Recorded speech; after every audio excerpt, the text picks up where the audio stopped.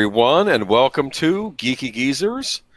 I am your host, Old Nerd.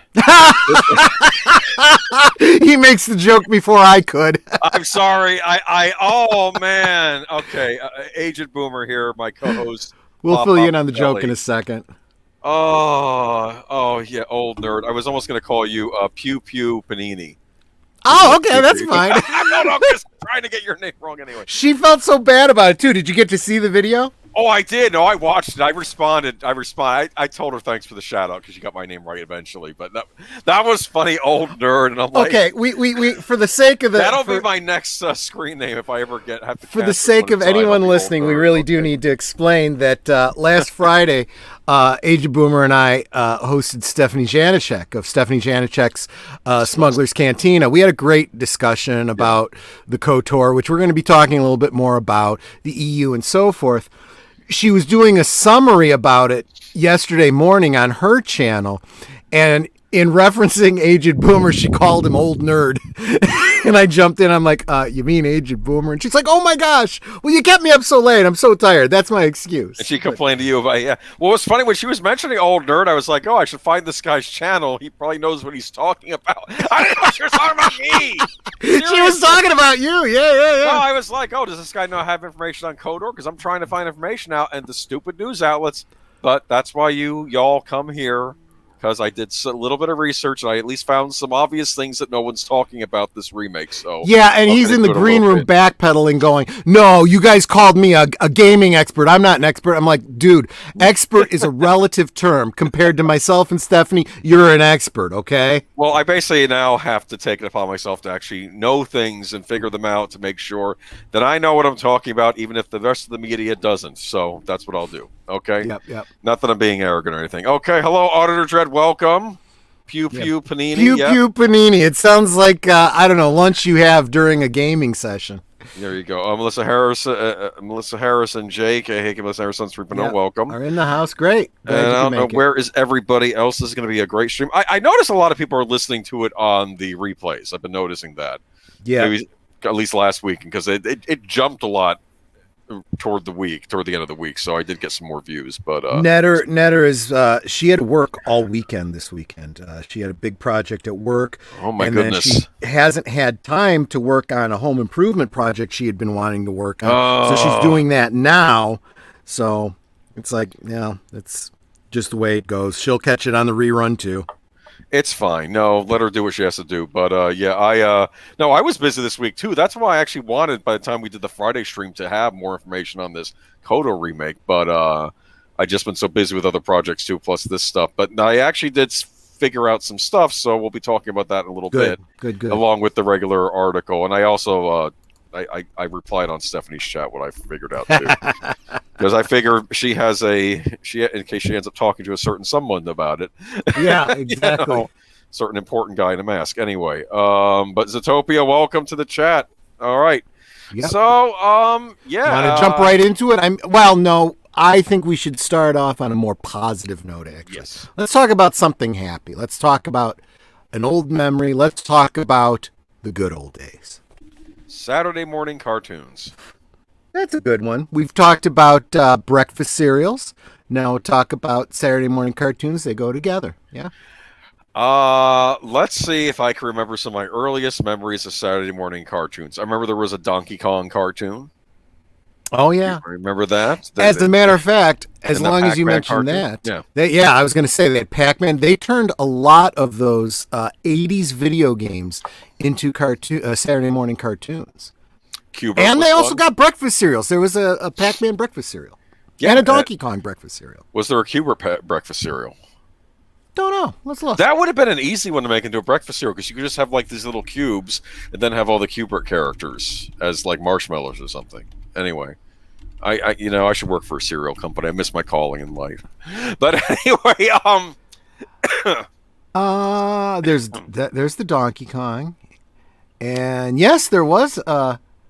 No, there wasn't. No, there wasn't. I suspect, since there's a little bit of an age gap between you and I, not huge, but a little bit of it, that there is probably you and I watched different Saturday morning cartoons. Do you remember the earliest Saturday morning cartoon?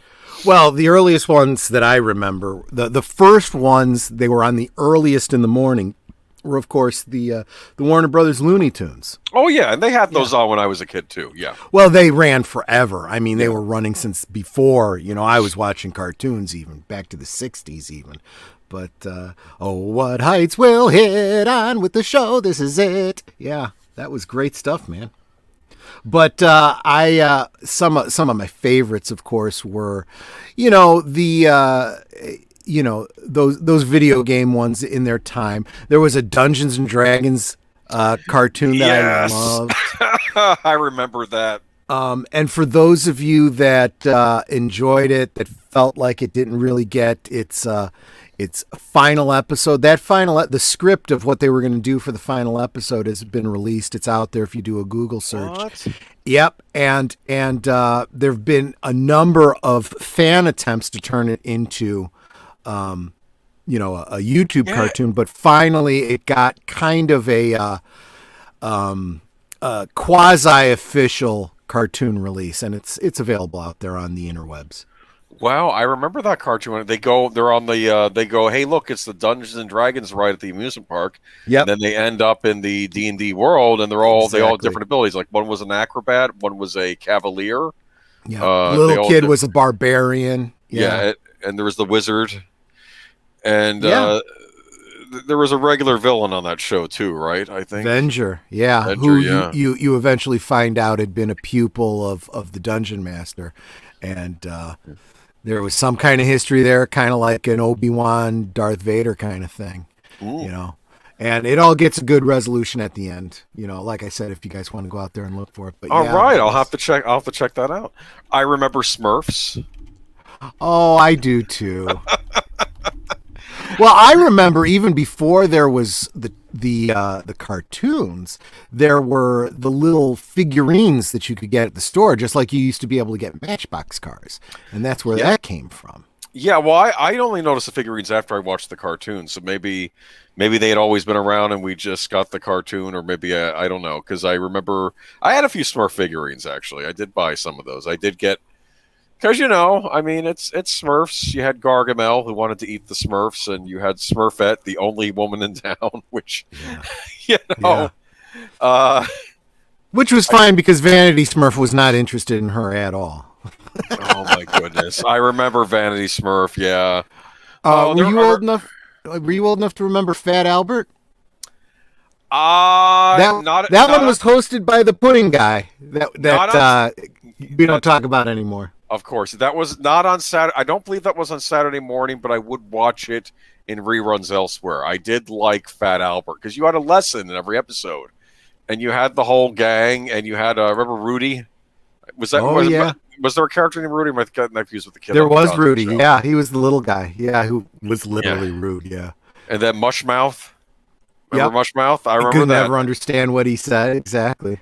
I like that cartoon a lot. That was a cool 70s cartoon, and like there's always a little moral lesson there, but it wasn't like ham-fisted or anything. Yeah. Like I remember the one time the one guy had got like radio headphones and he kept blasting the sound, and then eventually he's like, I can't hear you, well, because you're hurting your ears. Don't blast the sound in your ears, But, very, very 70s. It started in 72, so it was all through the 70s, sure. So, I keep forgetting. So, you might know more about the 70s Saturday morning cartoons, where I'm more 80s. Yeah.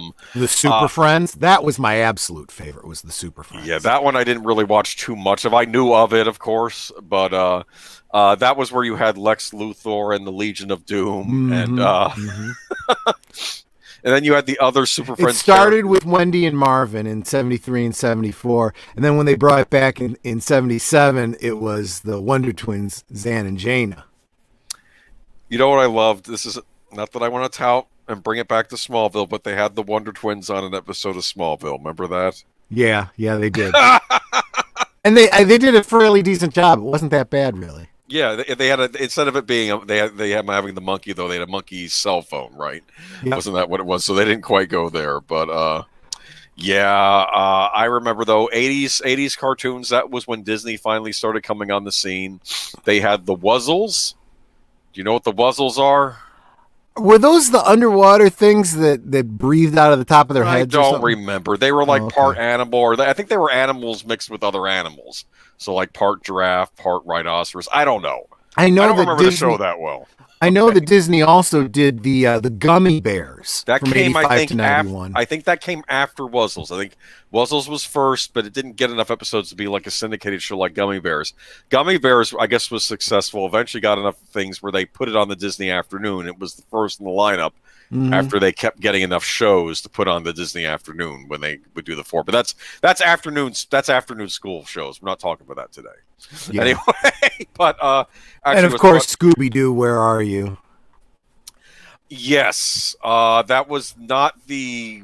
Was that the original Hanna Barbera show? Or was that the follow up with Scrappy Doo? So the one I remember was the one with Scrappy No, Doo. no, no. The original Okay, one was okay, was Where Are You? And I don't remember when Scrappy came. He came in later. I think he was like 79 or 80 or something like that.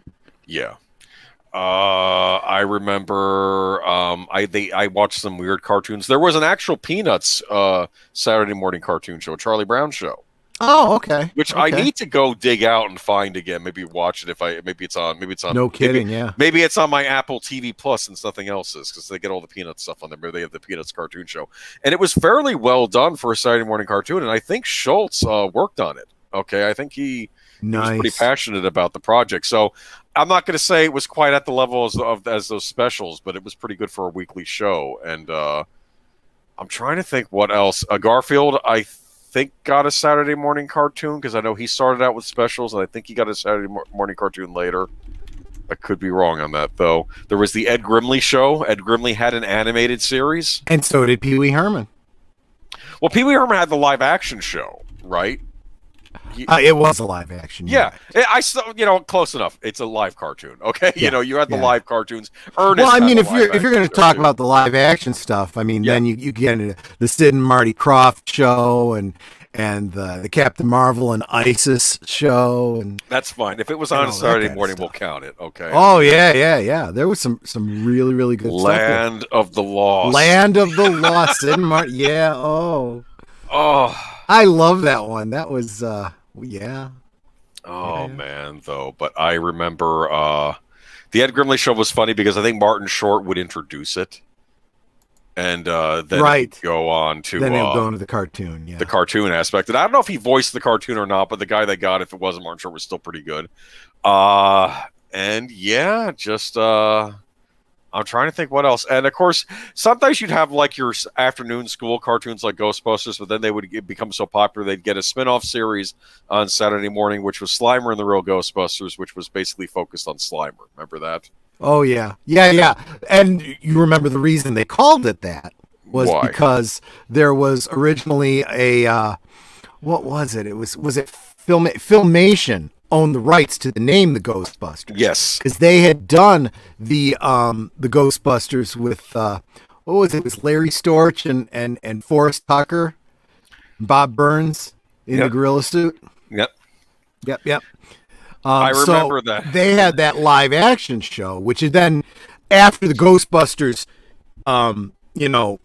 film became They big. made their They cartoon made their a series. cartoon version of that Filmation Ghostbusters. So then when the real Ghostbusters wanted to make theirs, they said, well, we'll just call it the real Ghostbusters. And there was no doubt, whose toys people were going to be buying. I'll be honest. I'm a kid, and I go and I look at this other Ghostbusters show, and I'm like, no.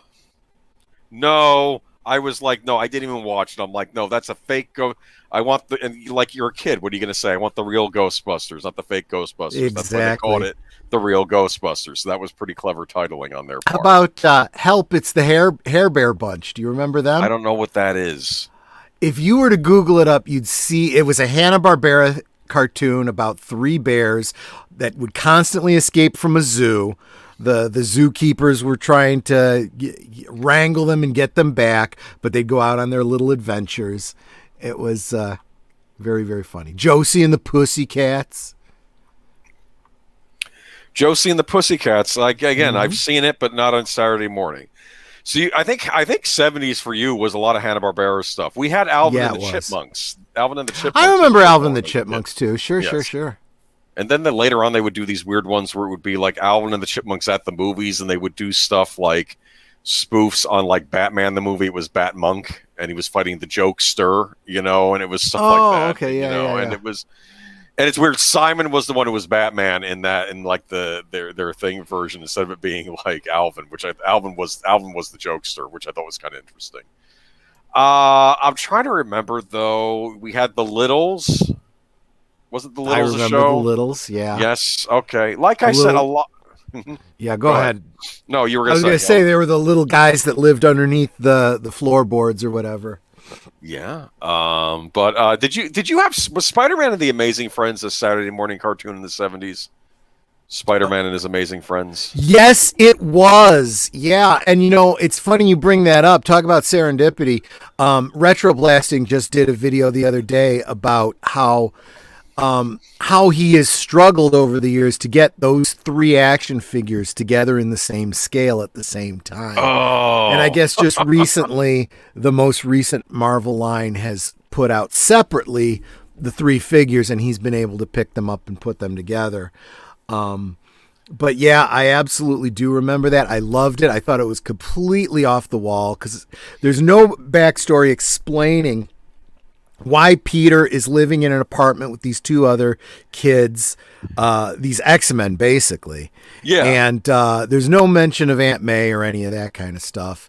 And they somehow have all this Batman-esque computer equipment in their apartment. They hit a button and the pictures on the wall turn around into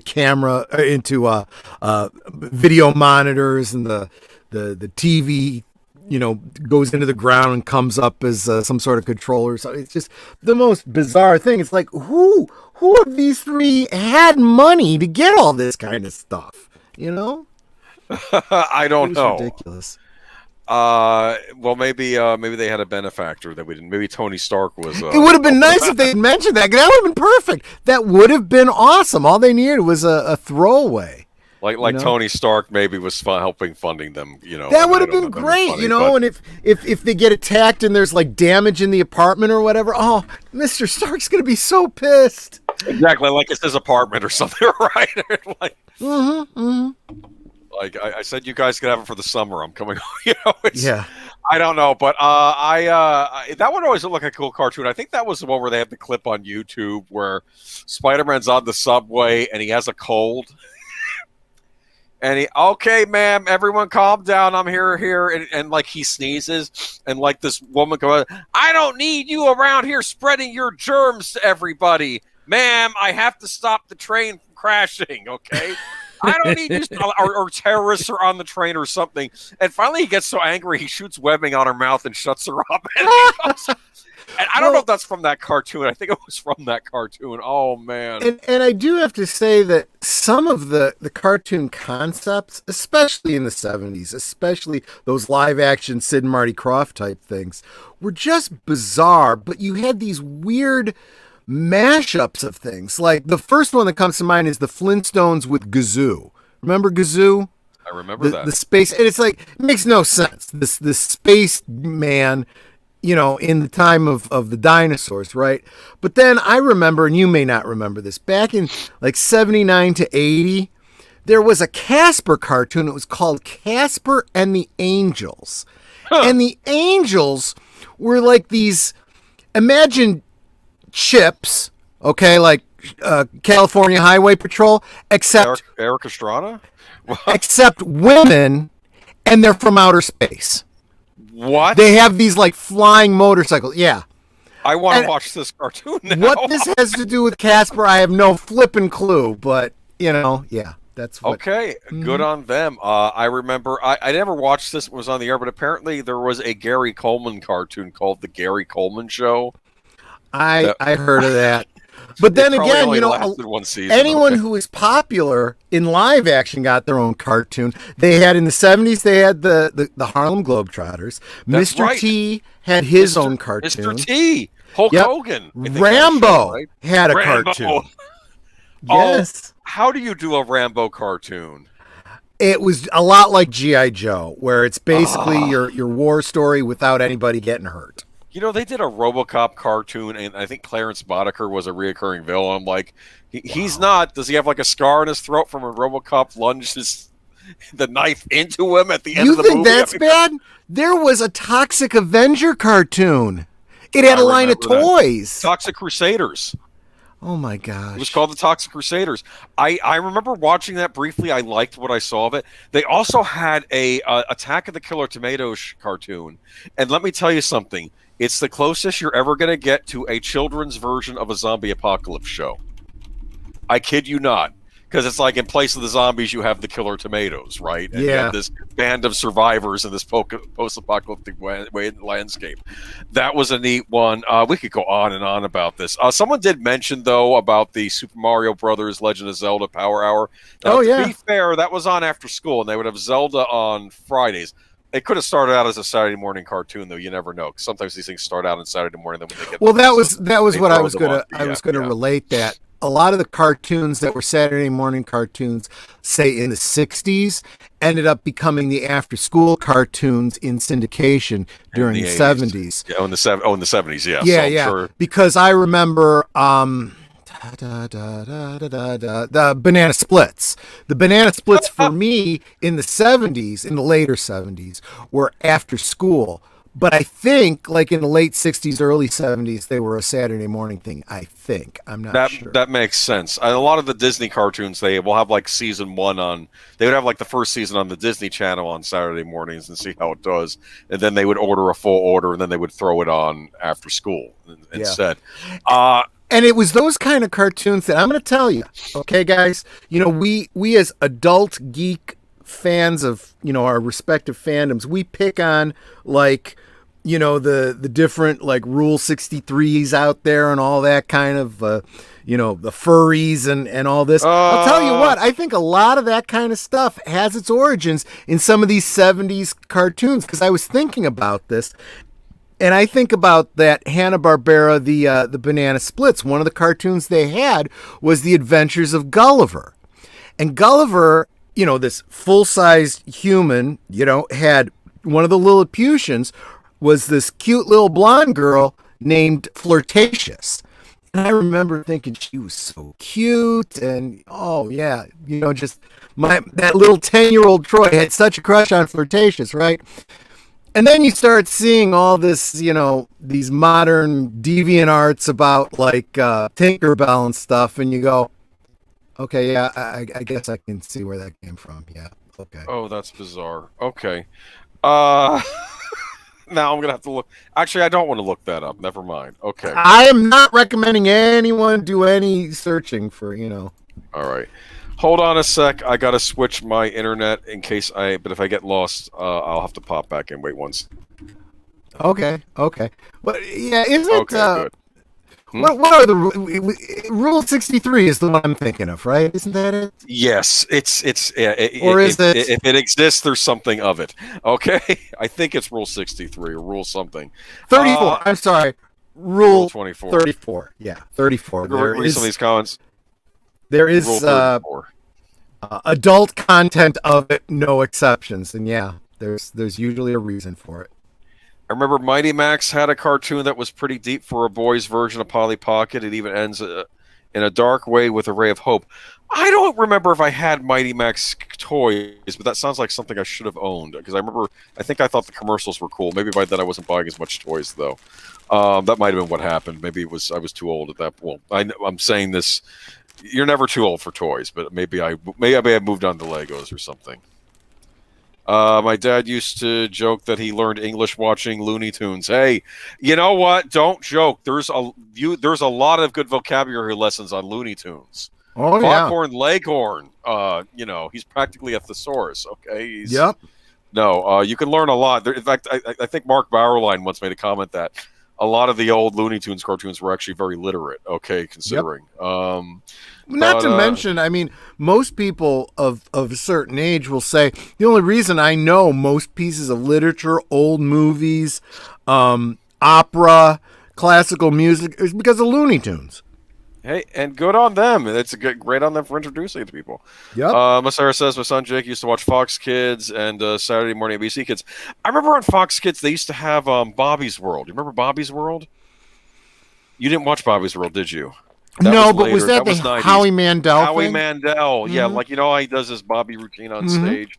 That was a show based around that, and his mother was the mom on that was funny because she had one of those like Fargo accents, like "Don't you know?" and you know, she Yeah, because wasn't that the woman that played Mrs. Poole in it might have whatever been. show I that was? don't Yeah, know. yeah. I don't know. Gummy Bears met one of the voice actors from Gummy Bears. She did a Goslin on Darkwing Duck too. Oh, I remember Darkwing Duck.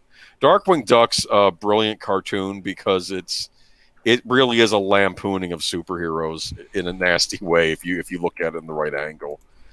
See, he basically acts like a fascist. You know, I mean, I'll put it this way: there was one Darkwing Duck cartoon where the supervillain it Hmm. was this guy named Bushwood. He turned to the plant guy, and he was like, and he was actually being talked down by his girlfriend and going to turn himself in, right? Hmm. Darkwing Duck shows up, hey, and he starts shooting at him like you're the villain. I know, and basically, Darkwing Duck escalated the situation. You know, like they say, police they're trained to de-escalate bad situations. He escalated it. You understand? It made it worse. And then Yeah. the guy becomes the full-on supervillain. Like he was actually listening to reason and going to turn himself in. It was ridiculous. But the Archies. Oh, the Archies. Was Oh, that the Archies, yeah. was But that actually, I remember the Archies. The Archies had a live action variety show in the 70s Oh my for a goodness. while because there was that band that went by the name the Archies, and they had a couple bubblegum songs that were very popular. And then yeah, then the cartoon came out, and they kind of kept that whole band concept. There was a lot of those where everybody was in a band. So you had the Archies, you had what was well, the Monkees had a cartoon. I You had the remember. Brady Kids. They had a Oh yeah, the cartoon. Brady Bunch. They had the Muppet Babies, Muppet Babies. Yeah.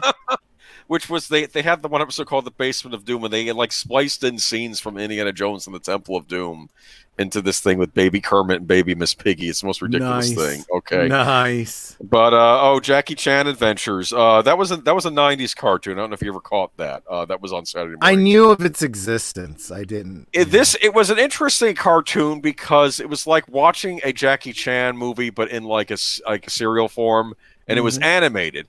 And part of me, of course, wonders what's it like watching a cartoon version of Jackie Chan. Is that like listening to a ventriloquist on the radio?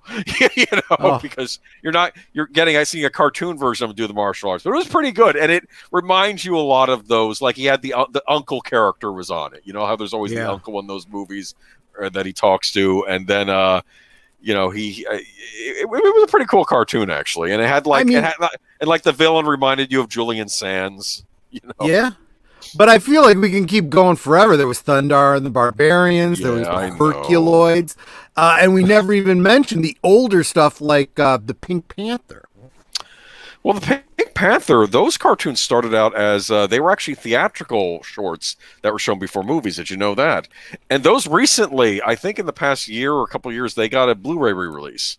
If you are Oh, so inclined, yes, those old Pink Panther cartoons. But again, though, like I said, me and a lot of people, we would watch Looney Tunes on Saturday morning because you'd have the yeah. there was like a Looney Tunes hour, I remember, and There I'd watch the absolutely cartoons was. there, and then later on, it got a little more sophisticated because TNT would put the Looney Tunes cartoons on, and like they were less chopped up, and you know. I was Anyway, going to say, I do remember even back in the 70s and 80s, they were already doing the editing where they didn't want to show someone getting shot. So you'd hear, they do a cutaway and you'd hear something off screen and then you'd see the after effect. You never actually saw someone get shot. right, right. Oh, Sugar, Sugar, Sugar by the Archies play during Yep. the moon landing. Oh, interesting. Oh, Jackie Chan impersonator did his voice on Jackie Chan Adventures. That's true, but they still had Jackie Chan do like the intro or the outro where he talked a little Right. bit about how he trained for martial arts. So even if he didn't voice the character, he still would show up. And I suspect that's what they did with the Ed Grimley show, but I'm not positive. I don't think it was Martin Short's voice. But anyway, I could go on forever. But was there recommend a Warlock rewatch? Oh, right, Julian Sands was in that. Oh, yeah. But Do you have that in your W's on your shelf, Warlock? I do indeed. Warlock is actually a really cool horror movie because typically when they do a lot of these horror movies, they go with like more the Catholic mythology, not mythology, but Catholic folklore stuff, stuff that comes out of Catholicism. But with that, they were going with the Puritan stuff. Yeah, which was interesting. And sometimes you see that crop up too. Like a lot of that was from like old colonial Puritan stuff about witches and witchcraft and stuff like that. Really neat movie. But I don't know if you remember the female lead who's like the protagonist of it was Laurie Singer. Okay. And she introduces herself to Richard E. Grant's character, who's from the past, I guess. And from like 1600s colonial America. She introduces herself as Catherine with a K. And he goes, I'm very pleased to meet you, Catherine with a K.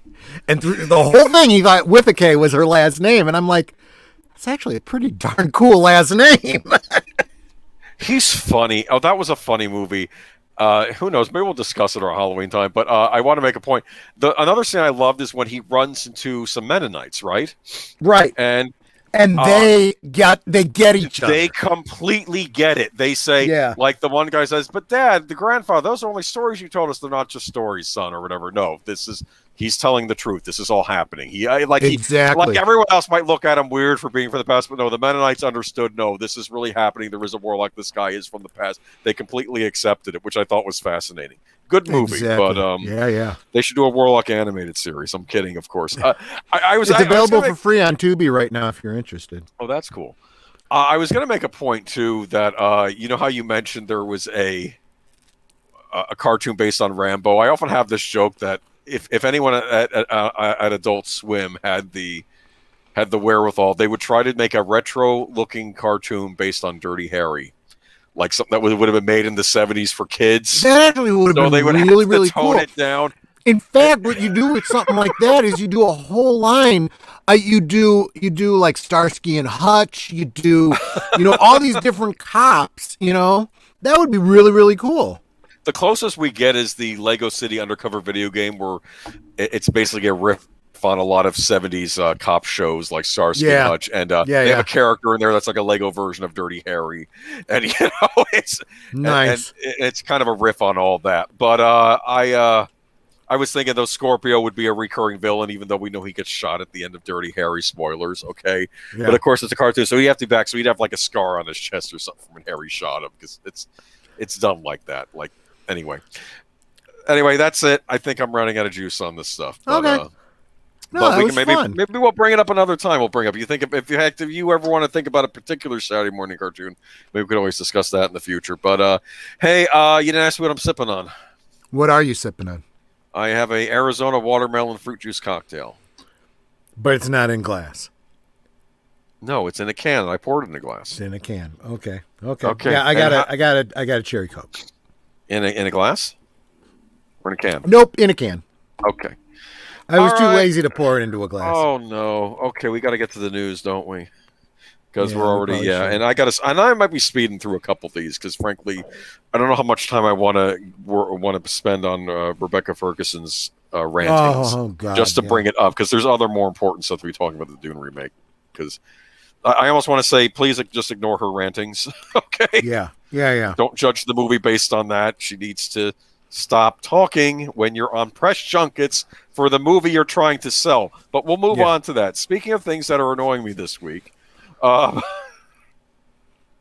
former Mary Sue writer and social justice activist Sam Meggs working on Star Wars Knights of the Old Republic remake. Everyone's been screaming about this over the last couple days. It starts out, everybody's real excited. I think Mr. Matchstick posted in your Star Wars group on MeWe, right?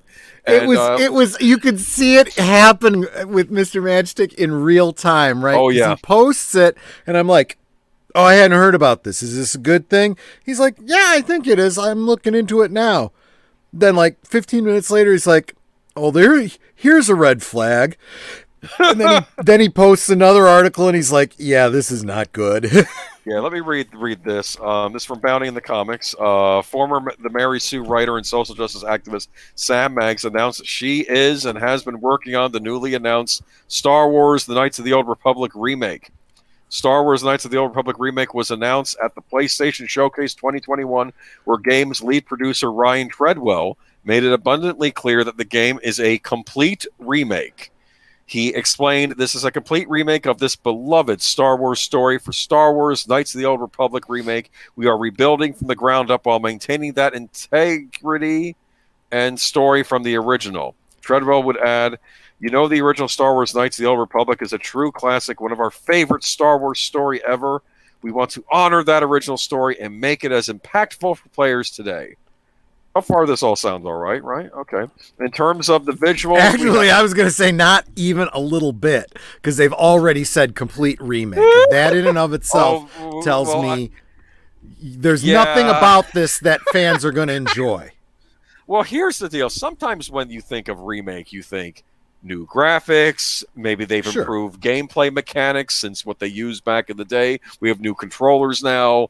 So they might be able to make an improved playing experience, better graphics. But then they don't say remake. Then they say complete update, or something like that. Well, it could be that maybe they were under pressure to finish the game quickly, and there was stuff they wanted to put in the game and they couldn't do back then, like a director's cut, like a Star Wars special edition. Maybe think of it like that. You know how they added scenes, which may or may not have been good actually, but that's not a good analogy. But anyway, in terms of the visual, blah blah blah. Okay, interview with StarWars.com. Treadwell also reiterated a big goals on this are to bring the story to a modern audience and have it be just as impactful today as it was for players when it originally launched. Lucasfilm Games executive producer Orion Kellogg also told StarWars.com, "We've been working really, really close with Aspyr for a long time now to deconstruct what made Knights of the Old Republic deconstruct, so great." Translation, destroy. Unmake. And bring back to new audiences because we want the game to be an incredible RPG. Kellogg went on to hint that they will be changing character designs, dialogue, and more. "We want this game to be just as beloved as it was before. Some of my favorite meetings to have in my week right now are with the nitty-gritty with Aspyr and talk about why did we make that choice in the original game and how does that play today." See, and this is the second time you've mentioned that, this idea that a modern audience can't relate to something that was beloved in the past. Like the things that are most beloved are the things that are the most timeless. So you are an arrogant fuck if you feel that you need to completely destroy something and remake it for a, in quotes, modern audience. Your ego is so far up your ass that you all you could do is think shitty thoughts. That's the only thing. Okay. Anyway, listen, this is just fancy language. I'm sure there's nothing to worry about. Anyway, we think about, I'm being facetious. Anyway, we think about literally every word of dialogue and every other choice down to the clothes that the character is wearing. That means that there are any women in nice looking skimpy costumes. That's gone. Okay. Anyway, he then reiterated that they are deconstructing the game. "We trust Aspyr. We trust our team that's working on it, and we're doing the work ourselves to dig and deconstruct, reconnect." They keep saying deconstruct. Yep. We love it too, and so we have to do it right. We hope everyone feels we've done the game service. It was said and done. Okay, but the big thing was Sam Maggs. Okay, and I'm trying to think, was there anything else in that article about Sam Maggs? Oh yeah, the Mary Sue writer in Social Justice. I've been doing some research on this. Stephanie Janicek went on a rant about Sam Maggs a bit last week. She was, of course, kind of attacking the fans when The Last Jedi came out, thinking it was brilliant. And she's one of these social justice activists. Very much so. Very much so. And she and Stephanie Janicek put up like a collage of all of her Twitter rants and, pyorrhea. I mean, is all it is.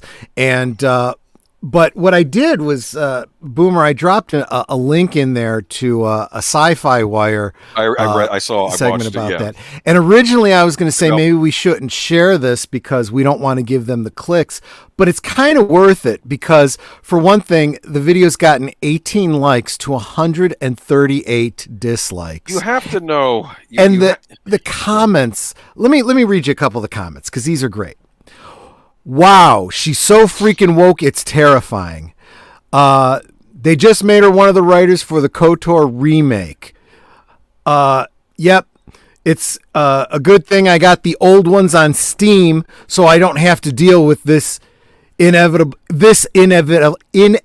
failure. Ever since Disney brought the franchise, the only consistent good thing has been The Mandalorian, and it goes on with that sort of thing. Yeah. It does a timestamp. It quotes, "We're all just people, I think," she says, when just minutes before saying certain groups of people are uninteresting due to their race and gender. And all these comments just go, "Rest in peace, KOTOR." It must be very tough to love her. Okay, so and Autodread brings up some comment. Red Flag number 1 is being developed by a studio that only works on porting older games to current consoles. Red Flag number 2, Sam Maggs, who complains about being... Oh! Yeah, there was a thing that happened in GTA Online, this was years ago, where she claimed that she was,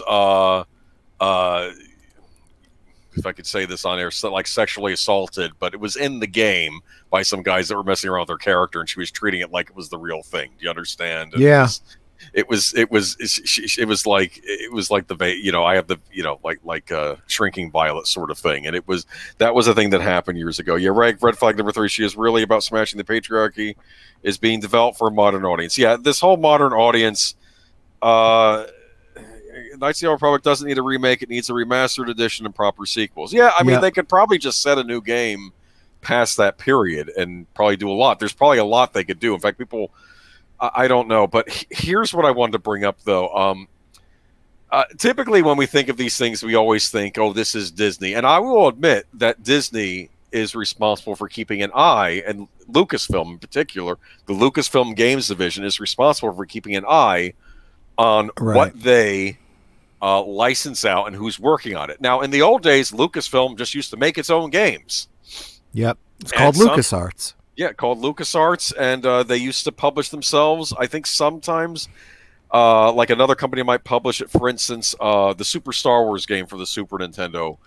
LucasArts didn't publish that, but JVC published it, and then later on, Nintendo published it. After JVC lost the license, Nintendo picks it up and then publishes it themselves as a player's choice game. And then later on, this same game is put on the Wii Virtual Console by then LucasArts because they reverted back to them. So they still own the game, but sometimes a publisher takes it on. They may fund it. They may do a lot of things, and they get the rights to it for a certain period, okay? This is sort of how things work in gaming. I'll try to explain this. Like sometimes things are just console exclusives where like Nintendo will go to LucasArts. Please release 5 exclusive games on our console. You can also put it on PC, but it doesn't come to our console competitors, right? Because, for instance, let's say you're Nintendo and you're with Microsoft and you're battling it out with Microsoft, and Microsoft has this cool Knights of the Old Republic game. You better make sure you have your own exclusive Star Wars game. So your Star Wars fans that like your console aren't going to go over to the Xbox, you understand? So we'll get Rogue Squadron. That'll be our exclusive Star Wars game. So, and this is how I think LucasArts has operated a while, except they used to just develop their own games. Now they don't do that anymore because they basically got rid of the games division over at Lucasfilm. And now what it is it's more like we'll license things out. And apparently they've licensed us out to Aspire, but it's really Sony that's behind this, I think. They are known as the publisher of this game. They're the publisher. This is a PlayStation 5 exclusive. It'll also come to PC, but I suspect Sony will be the publisher on PC as well, okay? Mm-hmm. And I then look at Sam Maggs, and what has she worked on? She worked on downloadable content for that Spider-Man game that came out on the PlayStation 4. And she also worked on the latest Ratchet & Clank game, which is a Sony exclusive property for their PlayStation system. So I have a suspicion that these decisions are being made by Sony. That's exactly it. I not knowing as much as I suspect you do about how games go in our publishing, I understand the concept of licensing. Mm-hmm. Okay, I understand that when I obviously think of Star Trek, right? When Star Trek makes TV shows and movies and whatnot, they license out. You have to pay to use the likenesses and intellectual properties to put out the action figures, video games, props, costumes, lunchboxes, right? That's a licensing fee. And usually those IP holders have some sort of a rider, some sort of oversight, some sort of, that doesn't really fit this franchise. You can't do that. Yes. Or, whatever. Which is what Lucasfilm needs to be doing. And what Lucasfilm used to do in the past. I mean, with the exception of maybe some mistakes early on, you could argue things like the Ewok Adventures, the holiday special, stuff like that didn't have a lot of oversight. And it was like, it's just kids' stupidity. Don't worry about that. That's non-canon. But then when it came to the games, they started to really, really take all of that seriously. And it really feels like now under Disney, they've gone back to that whole, just give us money. We need money. Go make your thing. Yeah. I know that it was earlier this year where I think Lucasfilm said, okay, now we're changing up things. Now it's the Lucasfilm brand and we will put our stamp on whatever you make. But I still don't know if they're having proper oversight. And frankly, even if they do have proper oversight, I don't know if this guy in charge, this Kellogg guy who's ranting about deconstruction and all this other stuff, is the guy we want in our car either. This isn't a Kathleen Kennedy job, though. Let me point this out. This isn't her meddling, but this could be just as woke, if not worse, than anything we've seen in like the Rian Johnson movie. Okay, it does come under the same kind of situation that rocks the boat enough to get up to Bob Chapek to go, what's going on now? Because this is not something that would be on his radar, right? He's too busy running Disney. Okay, for him to be worried about the licensing on a Star Wars video game remake, so he's not even thinking about this. This is the kind of thing that will filter up to him eventually when this blows up on the social media, which it is. Clearly, the fans are bitching about it up and down. It's not going to sell. It's going to tank. This is going to eventually get to the investors. The investors will say something to Bob Chapek and he'll go, who, what now? And then he'll reach out to whoever licensed this and say, what the fuck are you doing? I don't know how well this will or will not sell. I do know what's going to happen. I'd like to think it won't sell.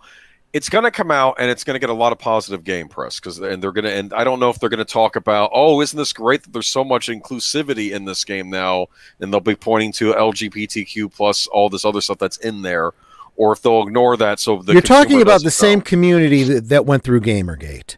Do you honestly think there's going to be a lot of positive reception to that kind of PR? Yeah, I don't know. The Gamergate. I think I don't even. That's a whole other can of worms. But I think one of the results of Gamergate not being as successful, some might even argue not winning the fight, is that for starters, Sony Studios is completely SJW now. Okay, they're completely taken over by these people. All right, that's why I figured it out, because I'm like, of course she has it in because Sony is publishing this. This is basically a Sony-made remake. That's sort of how I'm looking at this. Yeah. Okay. Well, that information needs to get out to the gamers, and they got to just not buy it. I don't think I think the ones that are paying attention know. Yeah. And I think when this game comes out, you're going to see a whole bunch of cutscenes from this game and a whole bunch of things they changed, and you're going to see ranting. And to be fair, I would like to think at this point gamers are wise to this kind of crap, even just wise to stuff coming out that is shoddy and not well made. But there's still people out there that are zombie buyers and going to buy anything that says, I remember that Knights of the Old Republic game. It was a big favorite of mine. Yes, but this is not that. No. I'm going to buy it. Oh, no, this is terrible. Look at the whole Cyberpunk debacle. That wasn't even so much because of the woke stuff. That was just because it arrived unplayable on current gen consoles. It was that's what inevitably happens with any kind of complete deconstructed remake build from the ground up. I mean, when you have a successful game like Knights of the Old Republic, you've already worked out a lot of the bugs. All you got to do is improve the graphics, maybe change the engine, but all the mechanics are already there, but yeah, fine. If you want to completely rewrite it and completely redo it from scratch so that it's not even Knights of the Old Republic anymore. Here's my prediction. I said this on Friday. Watch, they're going to release it and it's not going to be Knights of the Old Republic. It's going to be Knights of the High Republic. I'll bet you.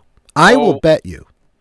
are they going to try tying it into that series of books, possibly, or they could just be doing their own thing. I don't know. I mean, to be fair, this takes place tens of thousands of years before, as what was Stephanie Janicek saying, like before the actual original trilogy. Yeah. So they have free reign to do whatever they want, but they're going to be putting woke stuff in this game. It's almost guaranteed. KOTOR was announced during the PlayStation Showcase, but Sam Maggs worked on which Spider-Man title? It was the DLC for the Spider-Man game on PlayStation 4, and I guess now it's on PlayStation 5 as well. I think it was all the DLC involving the Black Cat storyline, where they made Black Cat not as attractive as she usually is in games, but that's a whole other story. So, which really kind of defeats the whole point of Black Cat. Yeah, she's supposed to be a complete slut. I mean, no, she's completely zipped up, and she doesn't look as feminine as she usually looks.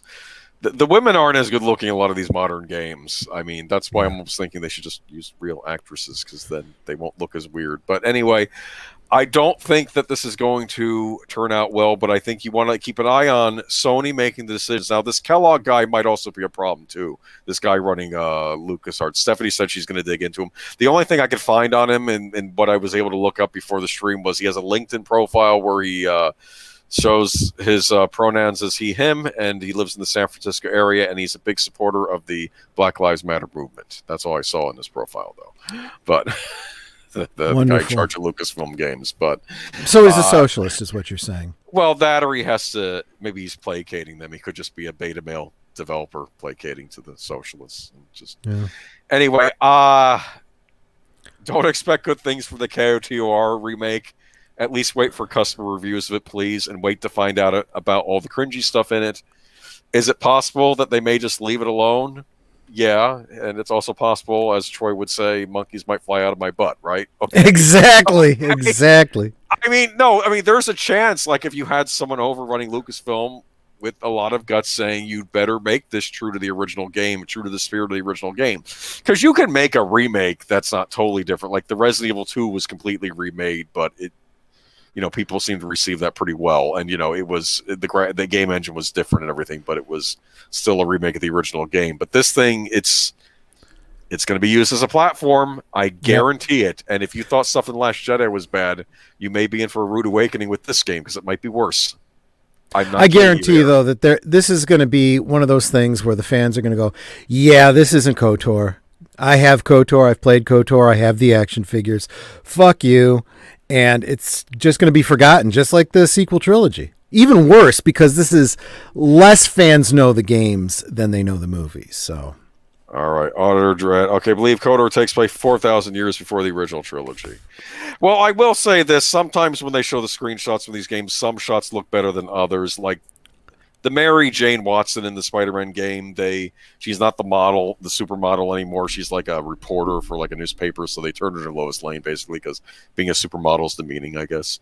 But some scenes that they showed in magazines, she looked awful. Other scenes, she looked normal, like a girl next door type, but not the bombshell she was. But anyway. I do find it ironic that supermodels are not politically correct anymore in the age of TikTok. I don't Listen know. to me.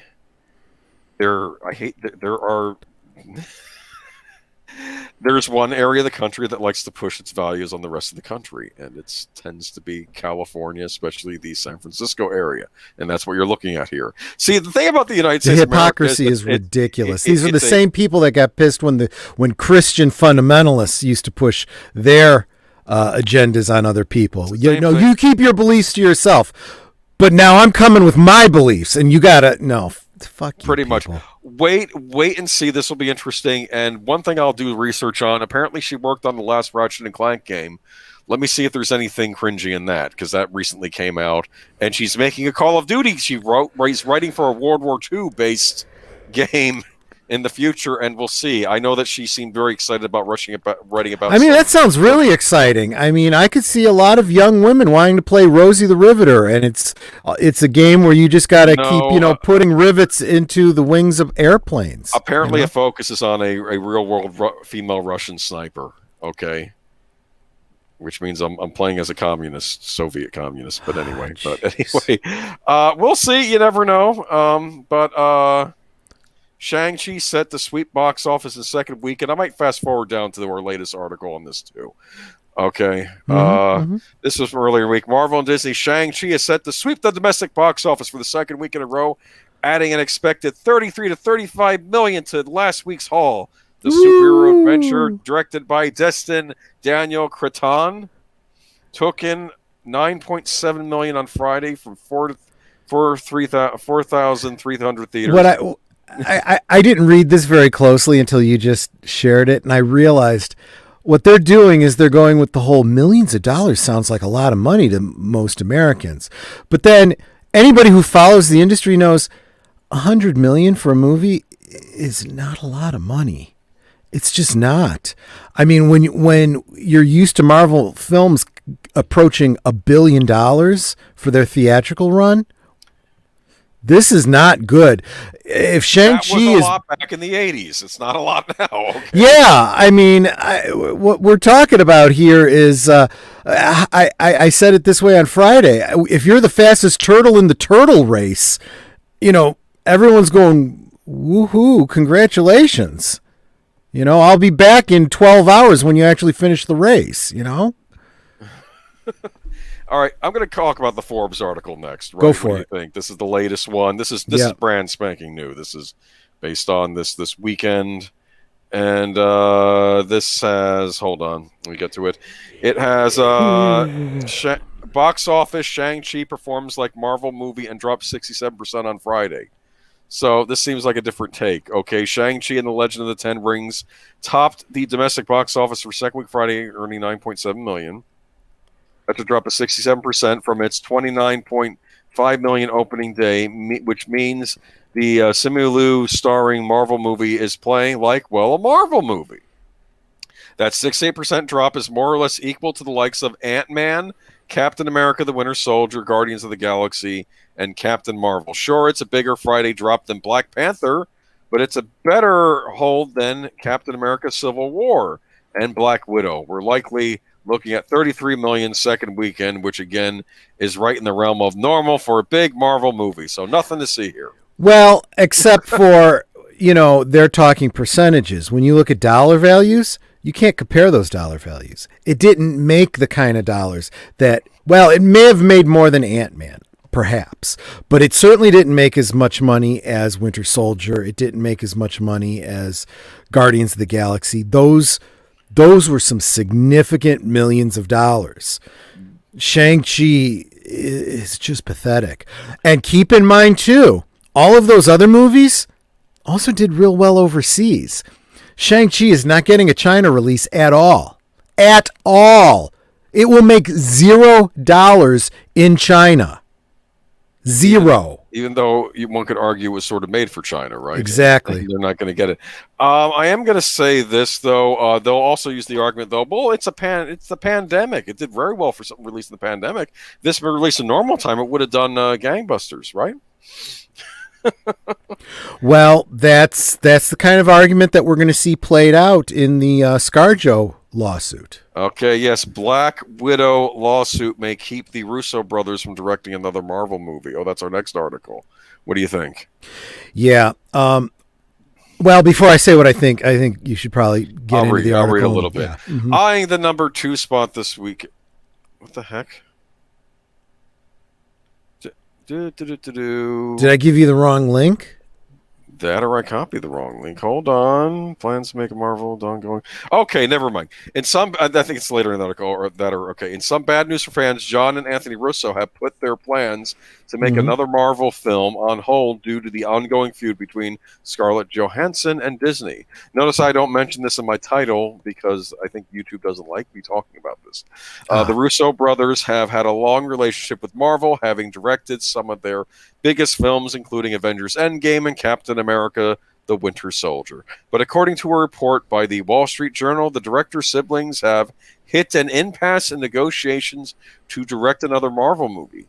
This reason for this predicament is the uncertainty of the release of meeting of their movie. According to Wall Street Journal, John Russo and Anthony Russo are unsure how their next movie will be distributed and how they would be paid. In July this year, Johansen filed a lawsuit against Disney, alleging the company of a breach of contract over Black Widow's simultaneous streaming and theatrical release. Johansen alleged that Disney released Black Widow on Disney Plus Premium Access, which affected the film's box office and in turn affected the Oscar-nominated actors' earnings. Scarlett Johansson was supported by several of her colleagues, including Kevin Feige and Elizabeth Olsen.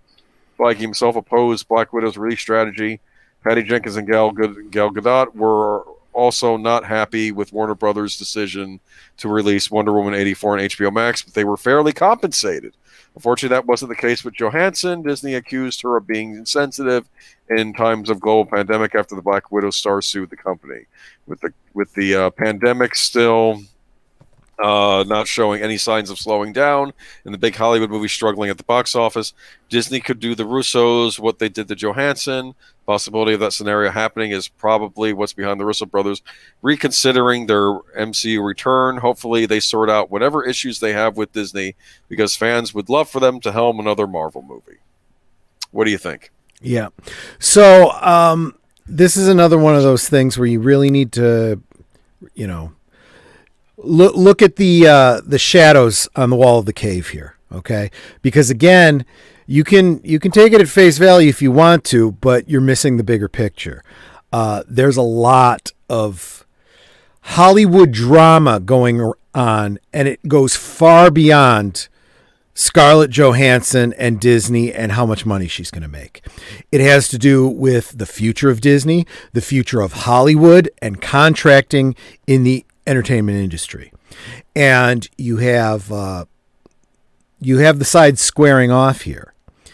And I honestly feel like it's hard to tell who's on whose side. This looks like the Russos squaring off against Chapek and Disney and whatnot. But Cameron Pasha has a different take on it. He thinks they're actually more on what's his name? Chapek's side. Chapek's side? It's more on Chapek's side. Okay. And they're saying, yeah, we're backing off. We're not going to be doing movies with Disney anymore. And Chapek, if they were against Chapek would just go, look, you guys are good. We're willing to pay you. We'll work with you. We'll sit down. We'll negotiate with you. But I don't think that's what it is. I think they've already had that conversation, and the Russo brothers are going, okay, what we're going to do is we're going to say this. You can use it as a bargaining chip to tighten the screws on Kevin Feige, who is really the one behind Scarlett Johansson and all of this strife. Okay. The Russo brothers, I think, were important in reestablishing the MCU after the first Avengers movie came out. They did Captain America: The Winter Soldier. That was a big hit. They're very talented. Yes, they are good. And they're, I don't want to make too blunt a comparison, but I would argue that there's some similarity to someone like a Favreau or someone like so many other directors that just don't care about messaging. They just want to do good work, and they want to make money, which is what we want from our entertainment. So when they see this kind of BS, these squabbles, the political messaging and all this stuff cutting into their bottom line, they go, you know what? I'm not getting into this. I'm going to step back, and when you want me to make you some good movies, let me know. We'll be back. Until then, Kevin Feige, have fun. Yeah, Autodress says the Russos are out for their own interest. Yeah, well, they're good. Yeah. I do not fault them. And that's the same thing I said about Scarlett Johansson. I don't fault her trying to get, another $20 million out of Disney. You fault how she went about it. I totally understand, but it is sounding more and more like she effed up either in her own negotiations or her representation. Either way, the time to make those arguments was before you sign the contract. Once you sign the contract, guess what? You've signed the contract. You got to abide by it. You don't get to change the rules after the ink is dry, and you don't get to say, well, if the pandemic hadn't happened, we would have made this much money in theaters. Unfortunately, the pandemic did happen, and it didn't make as much money as you wanted. You know, that's kind of like saying my house, if in Louisiana, was worth this much before the hurricane, so I want that much money. But your house isn't there anymore. You're not going to make that much money off of it. And you can't go back and change the conditions of your mortgage. Well, they want it both ways. They want to tell people to stay at home, and then they complain when the studio wants to put the stuff on exactly on streaming. Okay, which here we now go. She can make the argument that I feel a lot of people are trying to make. I deserve a percentage of the streaming service, but that's a different argument. Again, that's a different contract that you needed to have signed. To be fair, we've argued in favor of that on this exactly on the stream before. Exactly, but you don't do that after it's gone to stream and you didn't make your money. You make that deal before you make the movie. Especially with some of these judges like Bill Nye, and I'm not even a huge Bill Nye fan, obviously, but right. You know, what's right is right, and you know they say, oh, it's home video, and your thing didn't count for home video, and it's like no, streaming is different than home video. It's not the early 90s. Well, and I kind of have after we've gone through syndication, home video, cable, you know, and now we're getting into streaming. At this point, you need to have some kind of a rider in your contracts for residuals for any form of media that this production that you makes. Whether it's, and you enumerate, syndication, reruns on television, commercial television, internet, home video, streaming, and any similar media that comes out in the future. Yeah, that's how you do it. If you don't do that, sorry. You know, that's why you hire representation. That's why you get a good lawyer in the first place. Benedict Cumberbatch calls Scarlett Johansson's Disney lawsuit a bit of a mess. That's a bit of an understatement. But yeah, okay. I imagine him saying it. Here's another one. You know, you read what he actually says here, and you could take it one of two ways. You could say it's unfortunate. It could be a condemnation of Scarlett Johansson. It could be a condemnation of Disney. Well, I tend to think he's being very wise and not being too committal on this thing. Want me to read it? Yeah, please. Okay, Avengers assemble in the midst of the Scarlett Johansson's ongoing Black Widow lawsuit. I feel like this should be said like an old-time movie reel or something. Okay. Yeah. Against Disney, her Avengers Infinity War and Avengers Endgame co-star Benedict Cumberbatch. I'm saying his last name right? I think so. Benedict Cumberbatch. Okay. Has weighed in on the matter, calling it a bit of a mess. It's sad what's going on between the lawyers, Cumberbatch said in a new interview with The Hollywood Reporter. Just the verbiage and accusations of it. Put it in a global pandemic context. The whole thing is just a bit of a mess. We're trying to understand what the revenue stream should be for artists that contribute to the billion-dollar business that is Disney, and it has to be contractualized. That sounds like what you were just saying, okay? Exactly. On July 29th, Johansen filed a lawsuit against Disney. Yes, we all know about this.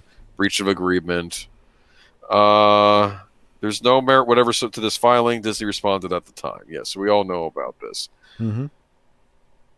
Another one of Johansson's Avengers co-stars, WandaVision star Elizabeth Olsen, came out more firmly in support of her last month. I think she's so tough, and literally when I read about the lawsuit, I was like, good for you, Scarlett. Olsen has said during a Vanity Fair interview at the time, when it comes to actors and their earnings, I mean, it's just, that's all contracts. So it's either in the contract or it's not. Yep. Okay. Yeah, so she comes out and says, well, good for you, but I don't see her going to court about it. I don't see her creating a dust-up about it. And then she says basically the same thing Cumberbatch and that I said. You know, well, you know, it's a contract thing. And if you don't negotiate, you know, I mean, you know, you can bitch and moan all you want about, you know, a gender pay gap, but, you know, what it comes down to is every individual needs to make their own negotiations. And you've got to decide what you're happy to work for and what you decide, you know what, that's not enough, and walk away. So, we've been covering this for so long. I should know this by heart by now. I'm assuming that what happened is that the compensation wasn't as strong for streaming as it was for opening a box office, but at the time it didn't matter because streaming and box office were not day and date, correct? Exactly. And she expected that if it had not been, and this is her argument, if it hadn't been day and date, it would have gotten a wider theatrical release for longer, and she estimates she would have made about 20 million more. Therefore, you owe me 20 million for that decision. Which is why Warner Brothers just gave Patty Jenkins and Gal Gadot a big check. Exactly. Okay? And if she had said that to them before going to court, they could have probably worked something out and said, yeah, okay. Or they'd have said, you know what, we'll give you residuals on a sequel that we weren't planning to make or something, which is exactly what they did with Cruella, But no, she didn't. She decided to, do an end run around and go right to court. So as soon as you do that, you don't get to bitch about, what Disney says about you. Because had you negotiated with them in the first place, it would have been all kept quiet. You decided you wanted it public, so when they start giving you grief, like saying, you're greedy and you don't care about the pandemic and this and that, well, that's a shame because you're the one that decided to air that dirty laundry, So, yeah, that's what it basically comes down to. And again, because she didn't have something in her contract that said, I am signing up for this and this percentage from the box office, and the box office must be a wide release 45 days before it goes to stream. You did not say that. Since you didn't, Disney is in no way in breach of that contract. Sorry. Yeah. Maybe you should have said that. You didn't. In fact, what you should have said, and I think a lot of people are going to have to start saying, is regardless of whether you go day and date or 45 days or when you decide to do it, I want this much percentage of the box office and I want this much percent of the stream revenue. That's what people need to start doing. Yeah, well, maybe they'll be doing that in the future. I don't know what ScarJo's going to be doing in the future because I don't know if she'll be. I don't think anyone's going to be working with her in the future. She's done. She better be planning her retirement right now. Okay, but speaking of Benedict Cumberbatch defends decision to play a gay character. I feel sensitive about diversity. This was a bit of a head scratcher when I saw this. Okay, Benedict Cumberbatch is defending his role as a gay man in his latest movie. Cumberbatch, who is straight and has previously played a gay character, yes, Alan Turing in the Imitation Game, the scientist that helped develop the early computer science, and also helped us win World War II. So good on him. Cumberbatch, who is straight and has previously played a gay character, spoke about his latest turn in the upcoming The Power of the Dog. Cumberbatch stars in the modern Western as a grizzly cattle rancher who unexpectedly falls for the young son of a widow, Cody Smith McPhee, of a widow, Kirsten Dunst, who recently moved to his ranch. I feel very sensitive about representation, diversity, and inclusion, Cumberbatch, 45, said at the Telluride Film Festival. According to IndieWire, one of the appeals of the job was the idea that in this world, with this specific character, there was a lot that was private, hidden from view. Still, Cumberbatch knows the conversation that comes along with a straight actor taking on a gay character. The actor previously played mathematician Alan Turing, a gay man, in 2014's The Imitation Game. It wasn't done without thought, he said, of being in the same position again. I also feel slightly like, is this a thing where our dance card has to be public? Do we have to explain all our private moments in our sexual history? I don't think so. In the end, Cumberbatch punted the question back to director Jane Campion, who chose us as actors to play these roles, he said. That's her question to answer. The conversation surrounding whether heterosexual actors should play gay characters has been building in recent years. In December 2018, Glee star Darren Criss said he would no longer play gay characters after his breakout role as Blaine Anderson in Ryan Murphy's hit show. There are certain queer roles that I'll see that are just wonderful, he told Buzzle at the time, but I want to make sure I won't be another straight boy taking a gay man's role. Okay. All right. So it's really in the acting field, in entertainment industry, people need to just grow the fuck up. Okay, the adults in the room are people like Benedict Cumberbatch, who are like, I'm here doing a job. I got a job. The job was given to me. You don't like me having the job? Talk to the person that gave me the job. That's just how it works. And this whole idea that you need to be the character that you're playing, it's fucking ridiculous, because you need to start finding some real aliens to play the aliens in these fictional roles, elves and dragons to play these roles, because, guess what? You're taking a job away from those fictional characters. And as he said, how do you know I'm not gay? How do you know I haven't, banged a bro once in a while? And it's none of your business if I have or not. I'm an actor. I'm pretending. We've done it before. We'll do it again. Okay?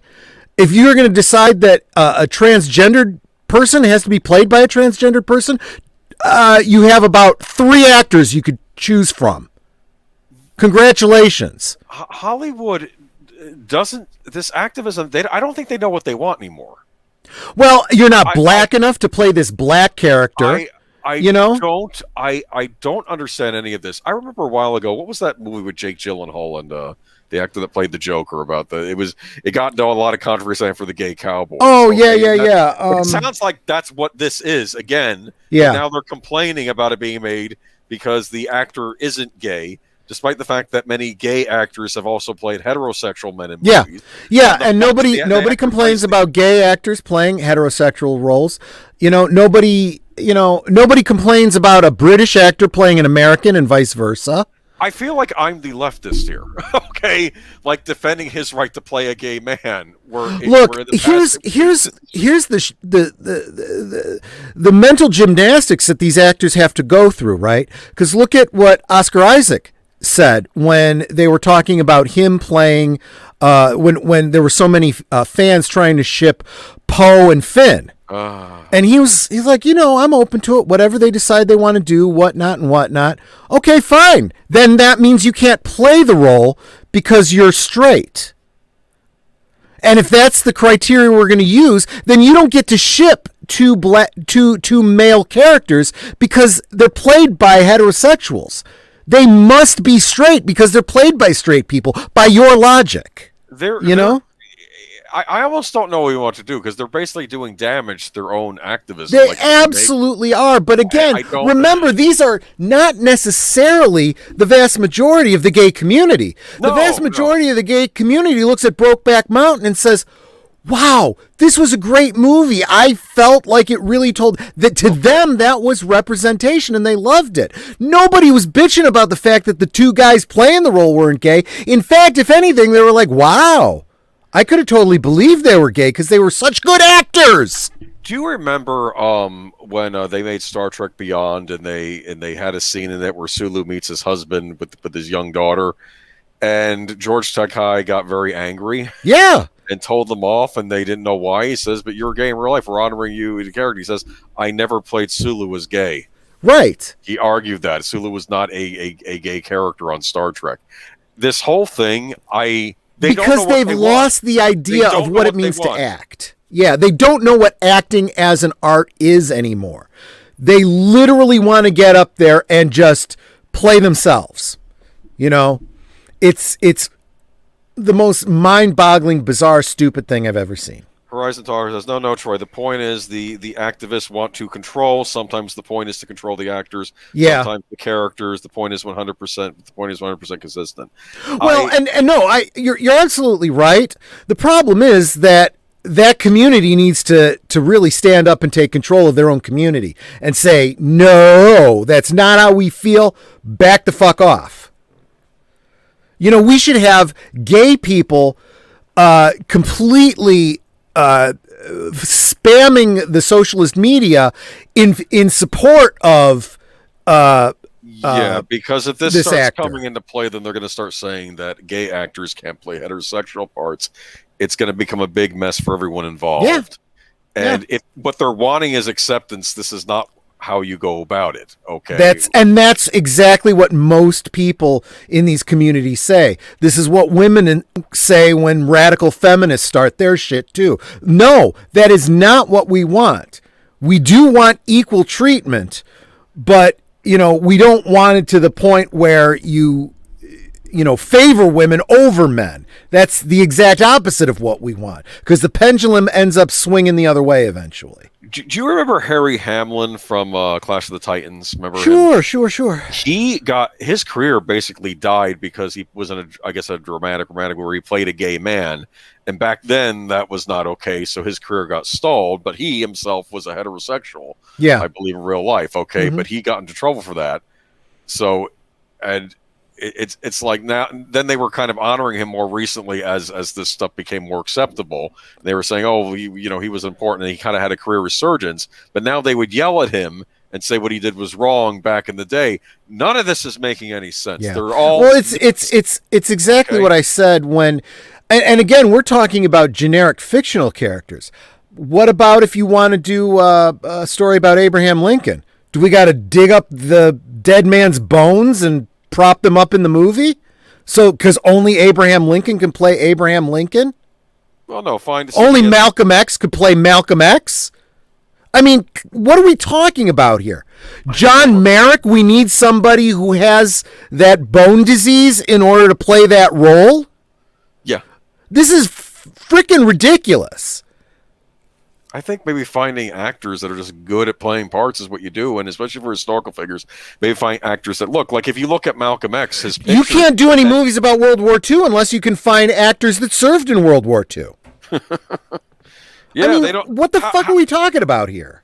Or maybe a modern war movie, you could make that argument. Of course, to be fair, on war movies, I do give them credit for it. They get actual military guys to take the actors to the ropes of what the experience is. Yeah, my favorite was the story about R. Lee Ermey, being called in as a consultant on Full Metal Jacket, then getting the role of the drill sergeant. I mean, that was just brilliant. That's an example of something where it actually worked. And there's a lot of examples where they bring in creative consultants, especially in terms of like the stunt guys teaching the main actors how to duel, how to fight, and all that kind of stuff, and then they end up taking one of the roles in the movie. That makes perfect sense because it's a technical thing, but they are teaching non-practitioners of those arts how to fake it, how to act. That'd be like, you hire a gay guy to, say, yeah, gay guys don't actually act that way. You should be a little bit more like this. And then coaching the actor in how to act. But my point is, though, is that let's be honest here. Gay actors aren't being discriminated against in modern Hollywood, or probably not even in Hollywood for the past 100 years. Okay. Yeah. It doesn't make a difference. I mean, maybe they had to be in the closet back in the day, but regardless, you've had gay men playing heterosexual parts for years. Daniel Day-Lewis playing Abe Lincoln was discriminatory against tall actors. Good point. Oh, man. Good point. Okay, yes. Anyway, that was a bunch of stupidity. I'm noticing that we're going to be getting to Denis Villeneuve later, how people are having to explain themselves and having to do things that they really should not even be having to do. This is not in their job description to do this nonsense. And I'm not picking on Benedict Cumberbatch. I'm saying he shouldn't even be put in that position. Okay. Mm-hmm. Anyway. Okay. So, latest in dumb news. Okay. I'm sorry.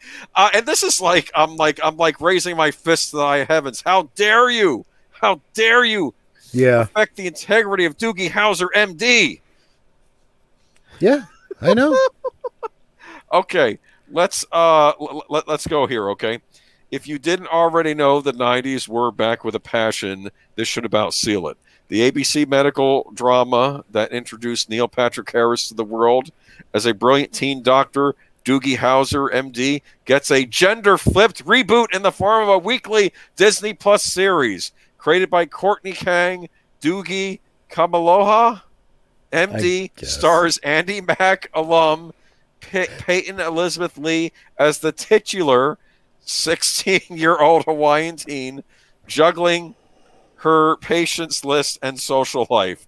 Check out an exclusive clip from the series, which runs new episodes every week, every Wednesday, starting this week above. Don't you want to get your Disney Plus subscription? By the same logic that we were talking about on the last one, then we also got to make this girl gay because Doogie Howser was gay, because he was played by a gay actor. Just saying. The character Doogie Howser wasn't gay. He was straight. Oh, but girlfriends. Based on the Star Trek logic, that's how it works.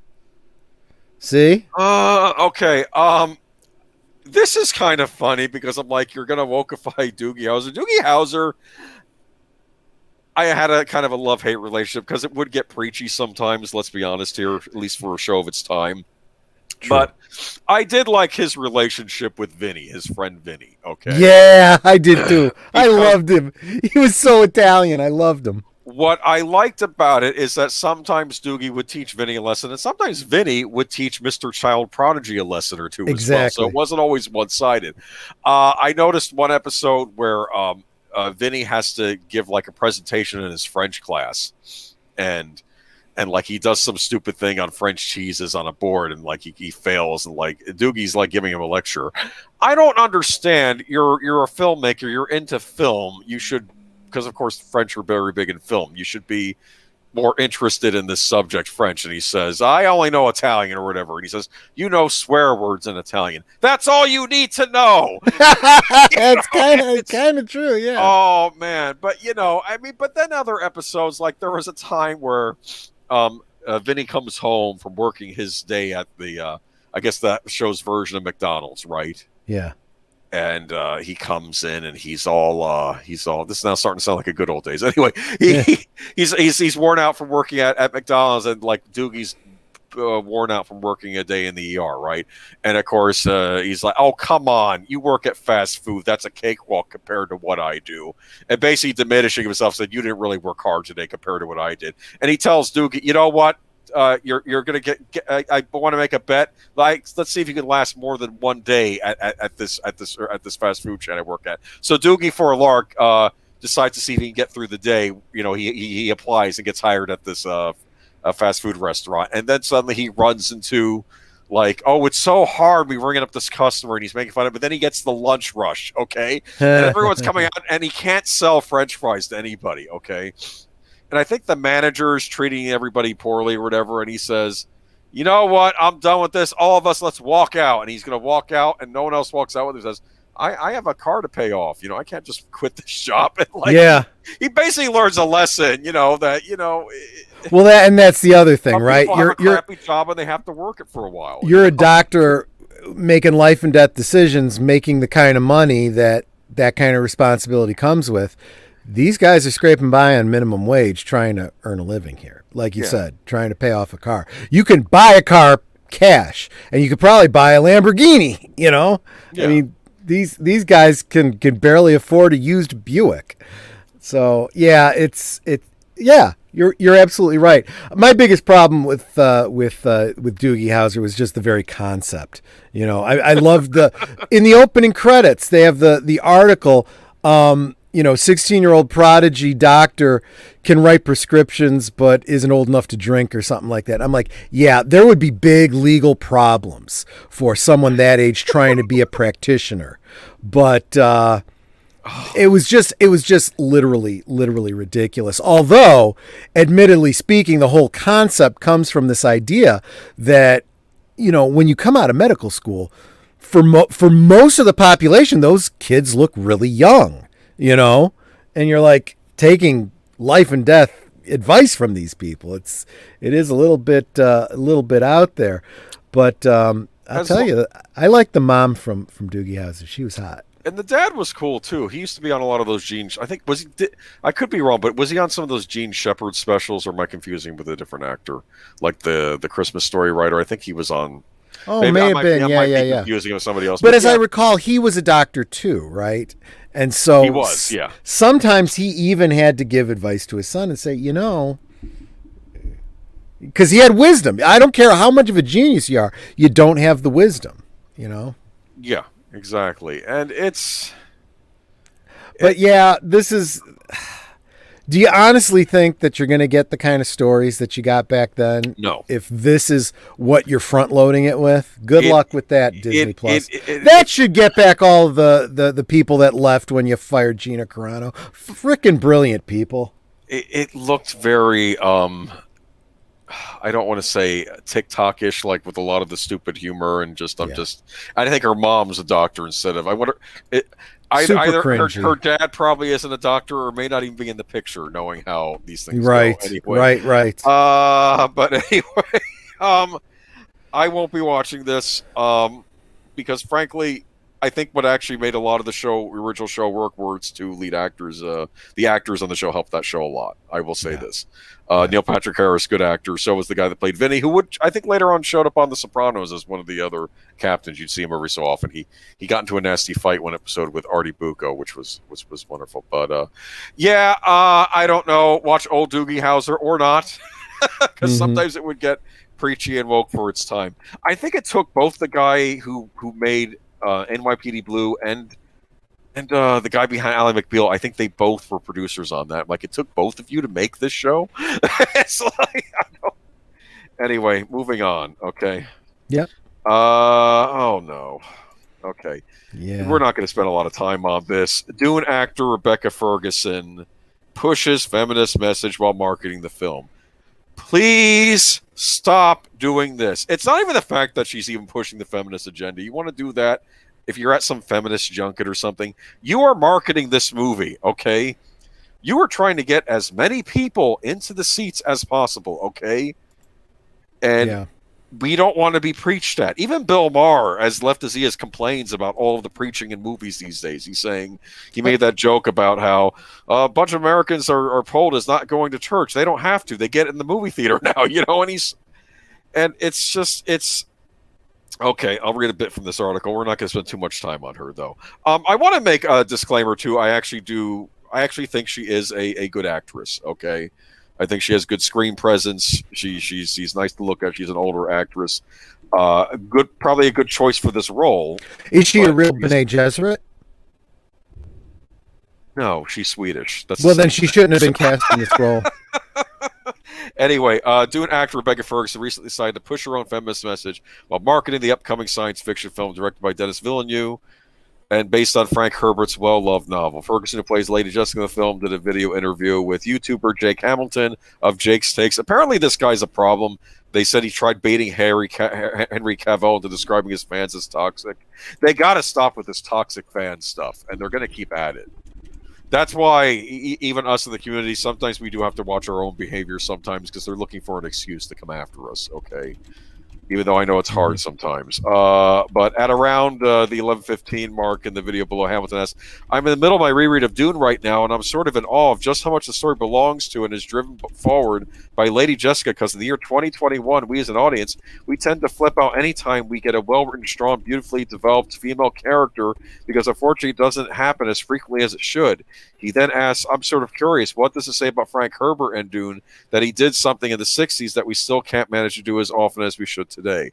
Now, I do find this kind of cringy, but at least he's in some ways praising the author, right? Exactly. Okay, so exactly. At least this could be, I mean, it's preaching, it's trying to sell the stuff to a certain audience, but at around 11, okay, and at least he's being intellectually honest about the subject material, but go on about Ferguson. Yeah, and Ferguson then brought up a previous interview question she received. I got a question where someone asks, says, what it is like when you have those masculine attributes? And I thought, what, being a mechanic? But it's not to criticize journalism or conversation. It is society. It's what it is. There is masculine traits and feminine traits, and you and I know exactly what to put where, okay? The point is that it doesn't have to happen anymore.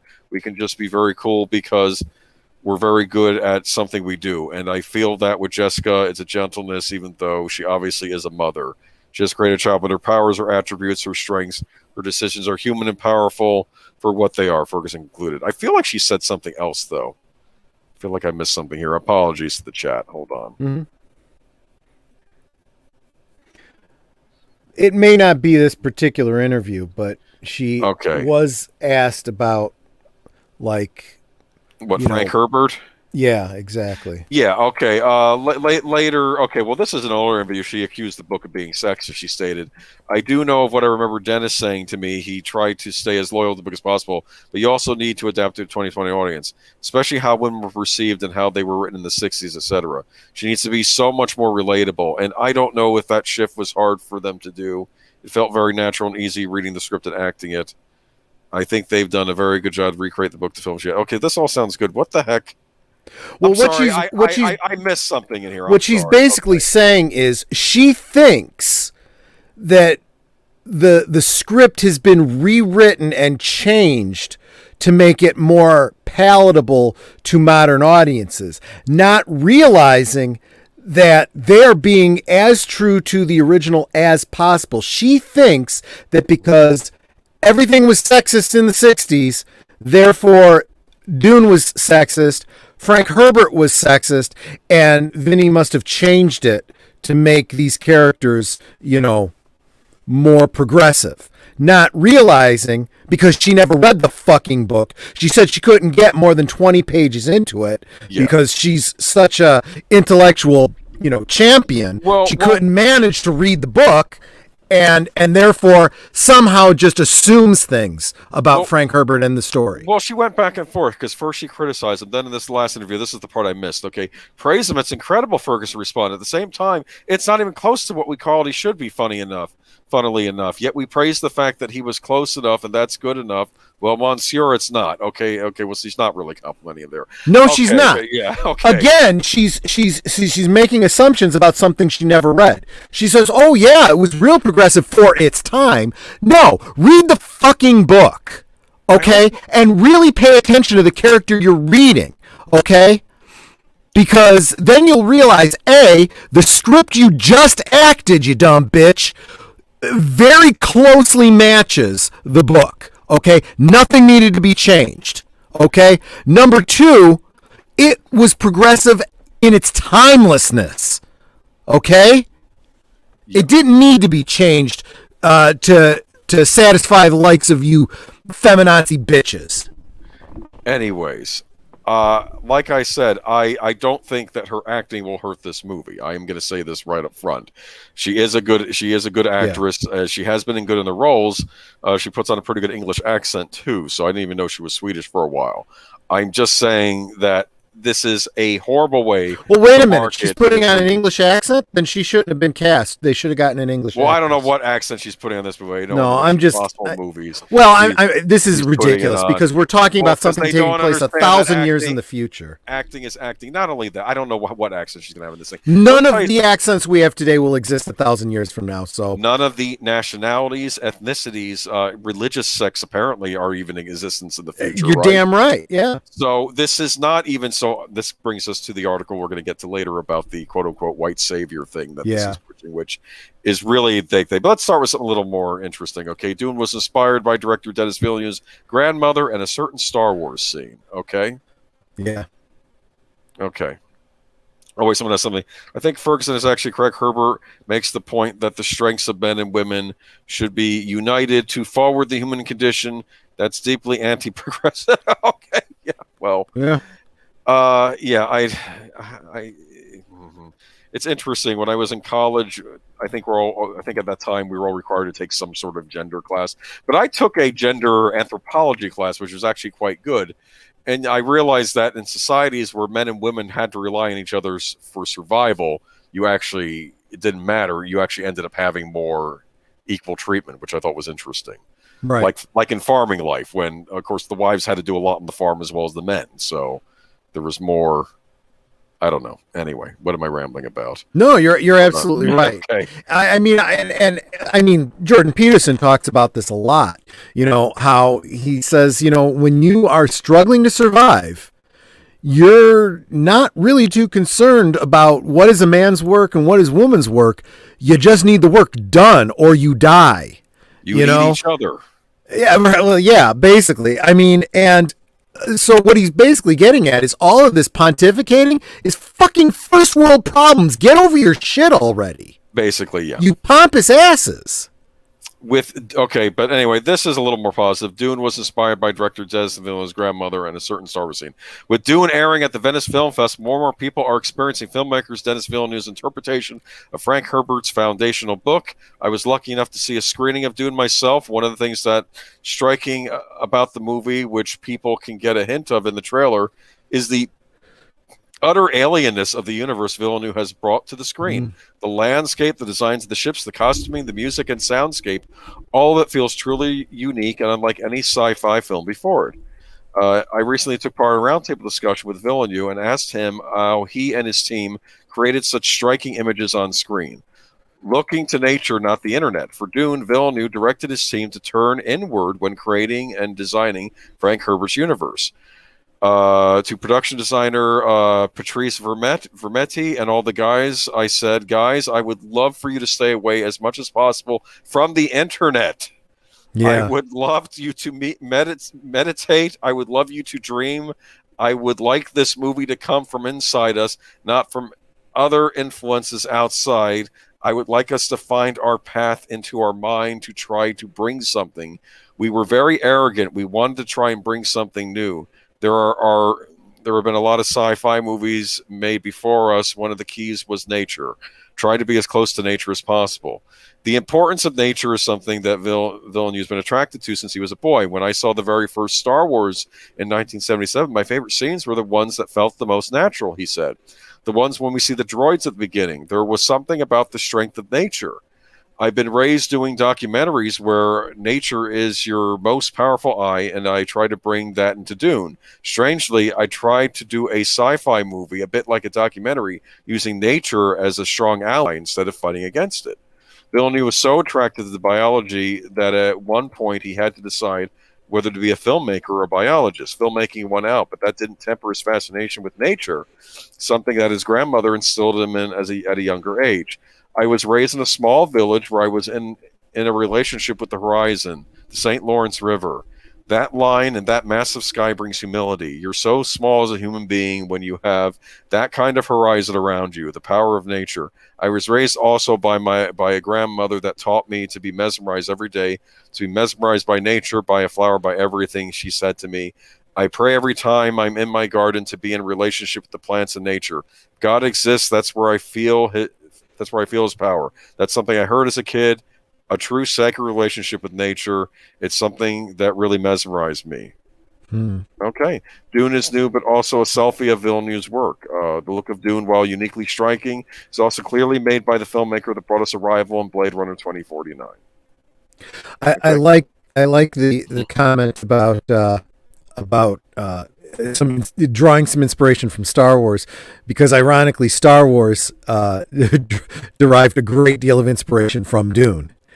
You know, there's a lot of elements of Star Wars that came directly from Dune. So if it's now influencing a Dune film, it comes full circle. It's so funny with Star Wars, and whoever you talk to, they're going to say, Star Wars, it took stuff from Dune. And then my dad said, no, it took stuff from Asimov's Foundation. And I'll say, no, it took stuff from E. Doc Smith's The Chronicles of the Lensman. I think Star Wars it was influenced by a lot of science. It was influenced by a lot of things. Yeah. If you overlook the Akira Kurosawa influence too, and the... Lawrence of Arabia and all that stuff. Lawrence of Arabia and lots of that kind of stuff. You're missing some elements of it. And George Lucas himself has admitted to a lot of that stuff. You know, it's not like he, was trying to hide it. And the whole reason for Star Wars existing was because he couldn't get the rights to do Flash Gordon. So there's a lot of Flash Gordon influence in there, including the scrolling monologue at the beginning that comes from there. So, and so now, for Dune to be influenced by Star Wars, I see it coming full circle, and I think that's kind of cool in a way. Yeah, well, think about when I was a kid. You're following those droids at the beginning of the movie. You're not. Yep. I think when I was a child, I'm like, is R2-D2 the main character? I was because you're watching it from their point of view, and then they end up on Tatooine, and you're thinking this is a bad environment, and 3PO's, I think, complaining that is he going to rust or get sand in him or something like that. And it's you really are on the journey with them. Well, and I hope that's what this new it's Dune very. If you want to do anything in Star Wars, you have to understand that the Star Wars entire narrative was, and Lucas has said it over and over and over again, it's told from the point of view of the droids. They are essentially the narrators of this story. And you see that and a lot of people were bothered by the fact that, we see C-3PO being built by Anakin. But again, this was his way of saying, no, I need to establish that this is the narrative. It's from their point of view that we're seeing this, That's why he gets R2 right in there at the beginning in episode 1. That's why, the first time we see Anakin, we see him turning on C-3PO and we take it from there. And that's a big part of where I think, the sequel trilogy falls down because they lost sight of that. R2 doesn't even get turned on until the very end of the first movie. It's all about BB-8 because we have to sell the BB-8 toys. I guess maybe is that a licensing thing to give less money to George? I don't even know if that's what the case is. Well, that may be part of it, but in so doing, they lose the narrative. It is not. This is not even a spiritual sequel to the series. If that's what you're doing, you're telling somebody else's story, as an offshoot. And you're not telling the story of the main characters, and that's not what this is. It's not a sequel now. It's a spin-off. It's the Last Jedi, a Star Wars story. It's not, episodes 7, 8, and 9. But anyway, yeah. So I'm still looking forward to Dune, despite what stupid celebrities want to say about it.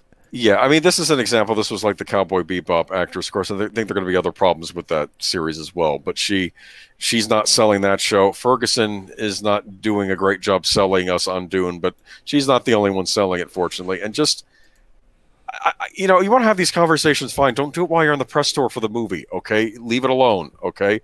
But anyway, I want to make a point, though. Horizon Talk says, as defined by modern-day progressives, they want men and women to both have masculine strengths and ignore female strengths. That's true.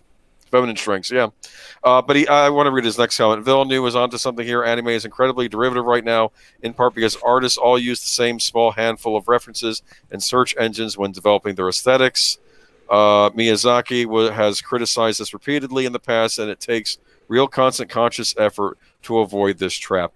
Here's what I think. Like, I get what you're saying, and I don't want to say the new anime is bad because it's still leaps and bounds better than what we're doing in American anime, the American cartoons over here. But yeah, I am going to say what I have noticed and what makes, I think, the younger generation different is that I think that the older generation of anime artists, especially guys like Miyazaki, they were more worldly, they were more connected to nature. They didn't grow up with anime, they grew up with other things. So they just struck me as being more worldly, and Miyazaki was very connected to nature. So was Hayao Miyazaki, the guy that created Super Mario Brothers. Oddly enough, he didn't have video games when he was a kid. He was out playing, in his family garden and imagining things. You understand? Yeah. And I do wonder, as much as we do love these things, if maybe we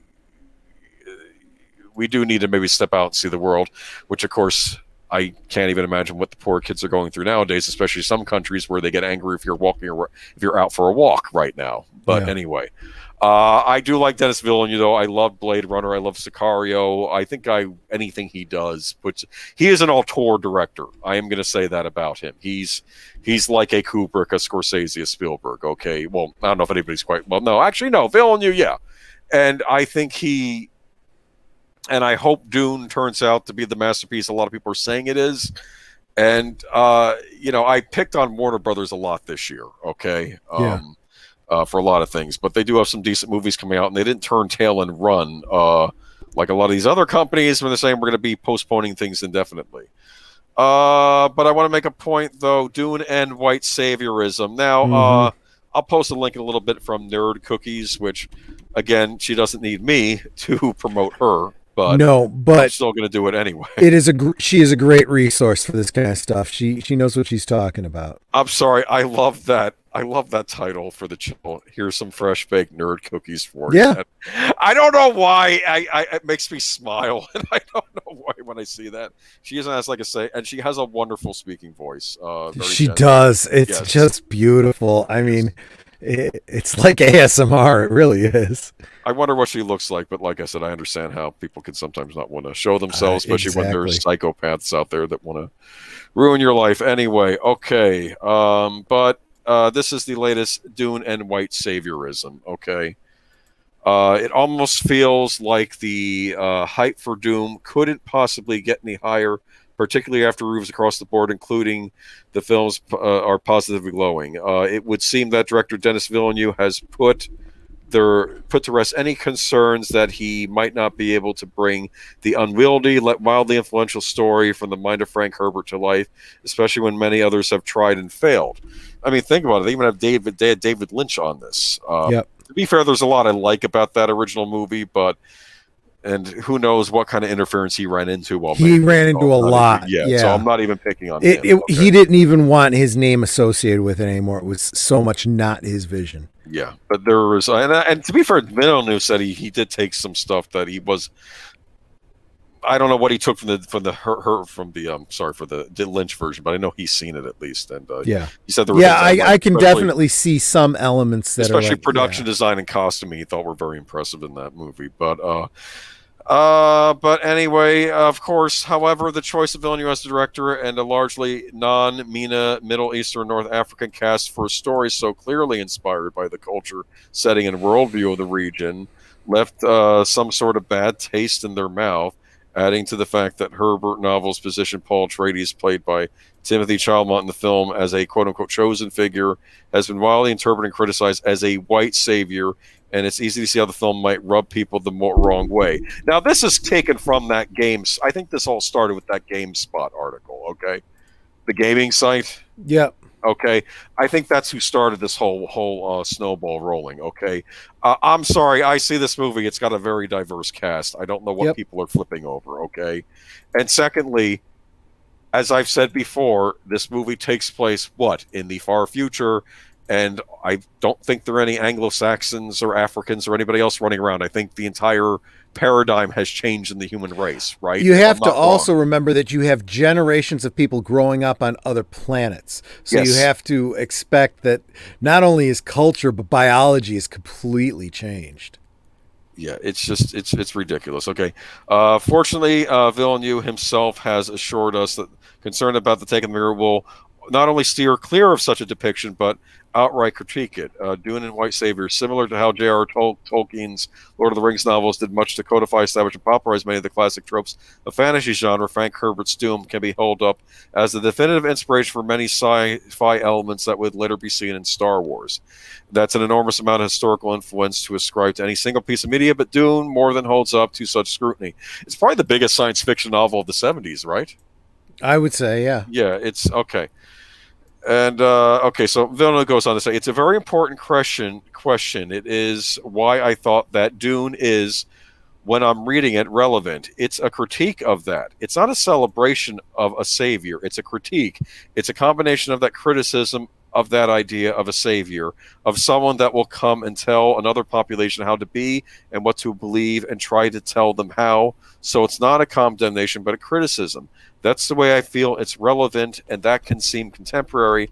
That's what I say about that. Yeah, frankly, it's the opposite. Now, to be fair, it's to his credit, Denis Villeneuve appears to have put much thought into this, to the extent that the question didn't catch him by surprise. He acknowledges the seriousness of the potentially thorny issue while empathetically denying that this adaptation will fall into the same tropes that the source material succumbed to at times. No, I think that's not what's going on here. I think that was Herbert's own criticism of the idea of a savior and how that can sometimes be a bad thing, right? Exactly. I mean, I'm not an expert on Doom. You probably know more about Doom than I do. But well, and here's the other interesting thing. Yeah. So he's focusing on, this religious fervor, right? Where I mean, from the point of view of the audience, it's a bunch of natives accepting, this outsider as a prophesied Messiah and following him with religious, jihadist fervor. I mean, they literally refer to it as a jihad in the book. Yes. And back in at the time that the book came out, Herbert gave an interview where he specifically said, look, this, even when a leader has good intentions, you follow him fanatically, that's very, very dangerous. And he was concerned about charismatic leaders like, well, obviously, you know, the guy from Germany and all that, but even more positive influences like Kennedy at the time. He's right. like, this could be very, very dangerous. But a lot of commenters have come out and pointed out something even more subtle that he doesn't comment on himself. Who really is the native race on Arrakis? It's not the Fremen. The Fremen came from elsewhere too. Yes. It's the sandworms. The Yes. sandworms are the dominant life form, and they are being eradicated by the radical terraforming that these Fremen are instituting. Yeah. That's the irony here. So there is no white savior. There is no human savior here. Yes. This is, if anything, it's a kind of anti-imperialistic colonial thing. Now, one of the reasons I bring this up, okay, and you can actually watch it for more detail. Really do check out Nerd Cookie's channel. She has a whole article. I post a link in the chat. I'm a little embarrassed that Denis Villeneuve had to come out and basically address this. And to his credit, he was very sharp and answered this very carefully. Yeah. Because he has a twofold thing. He has to not seem like this is what they're saying it is, but also make sure that fans of the original book also aren't going to get upset with him saying, oh, he's not being true. And basically had to have a very careful answer. I think this GameStop reporter that I believe, GameSpot, not Stop, that's the store. GameSpot reporter that wrote this article, I believe he got let go and he was attacking fans on Twitter and stuff. Have not, it's not actually often that you see a journalist like this get fired like this, okay? He must have rubbed someone the wrong way. And I'm thinking that Warner Brothers is not happy about this stuff coming out. I think they're banking very heavily on this movie doing well. And I think they're basically like, just knock it off already, okay? Yeah. That's what I think is going on here. I could be wrong.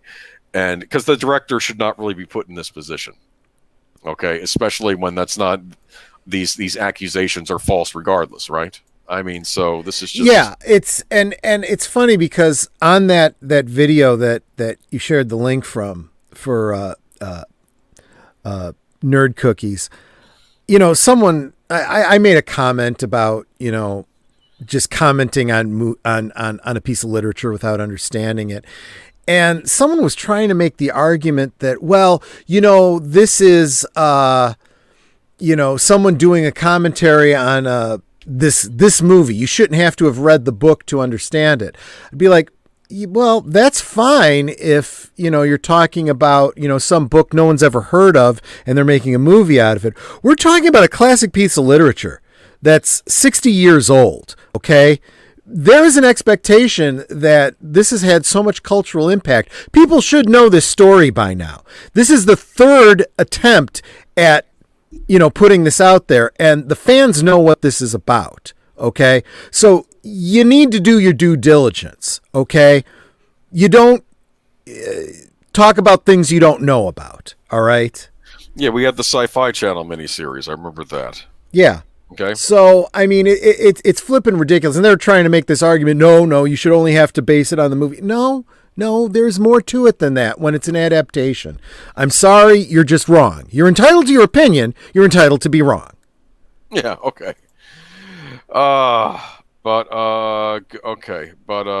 Beetlejuice arch nemesis was the sand. There was a sandworm in Beetlejuice. Never mind. That's There was true, something. there was. Okay. Anyway, who knows? Maybe Tim Burton. Actually, could you imagine Tim Burton doing Dune? I don't know about that. That would be interesting. I was watching some clips from his Charlie and the Chocolate Factory just to see. So it is not good, and it's so off-putting.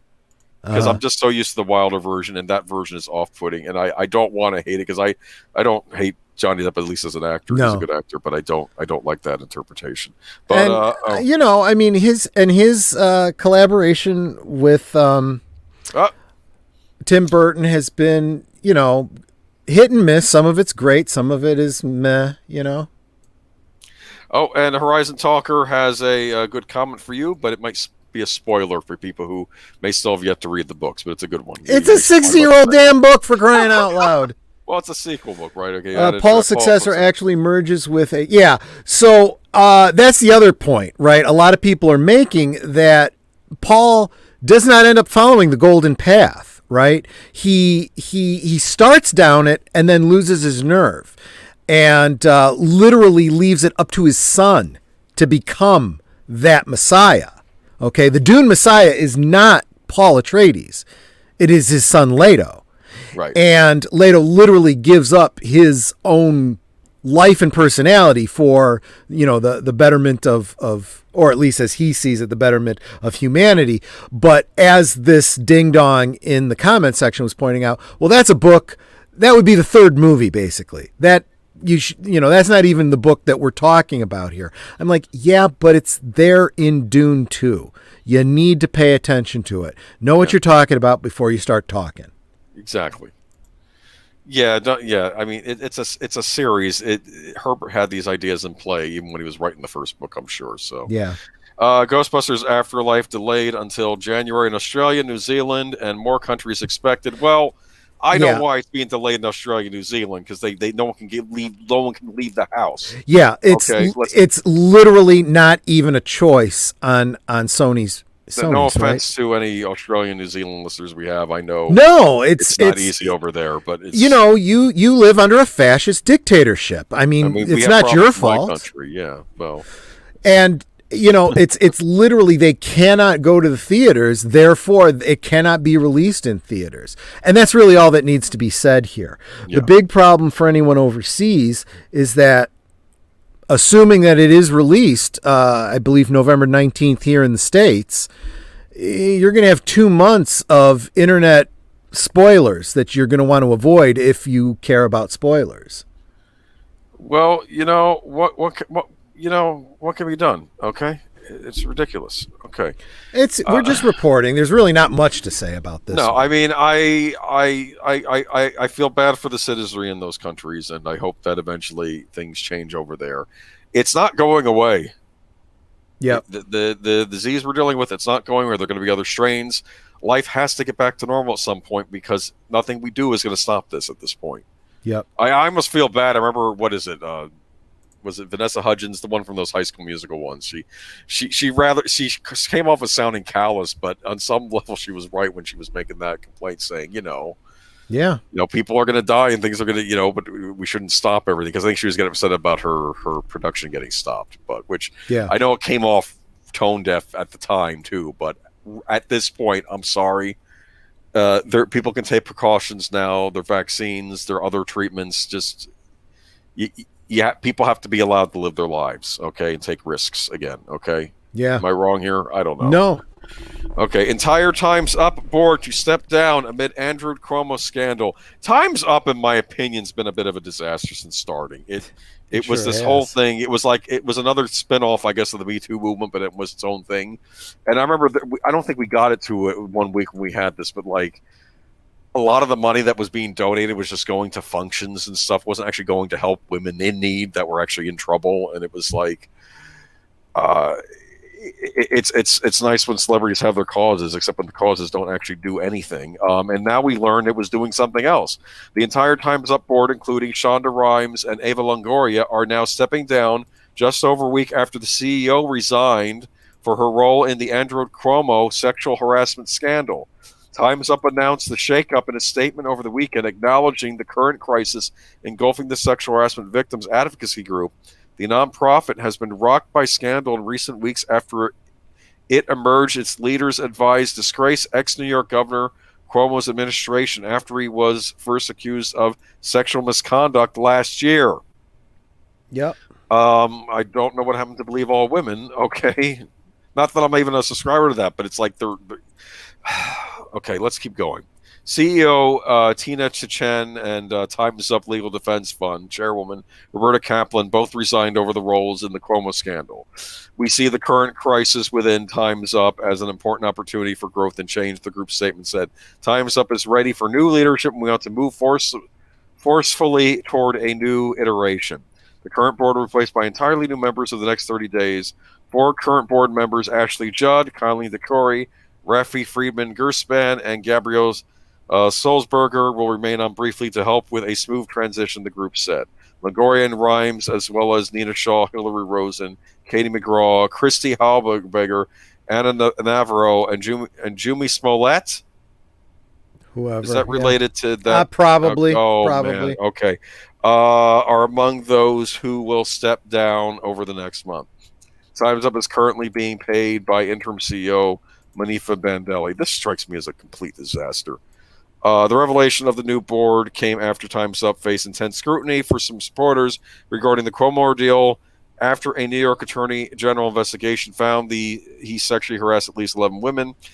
Kaplan resigned after the investigation found she had been involved in efforts to try and discredit Cuomo's first accuser, Lindsey Boylan.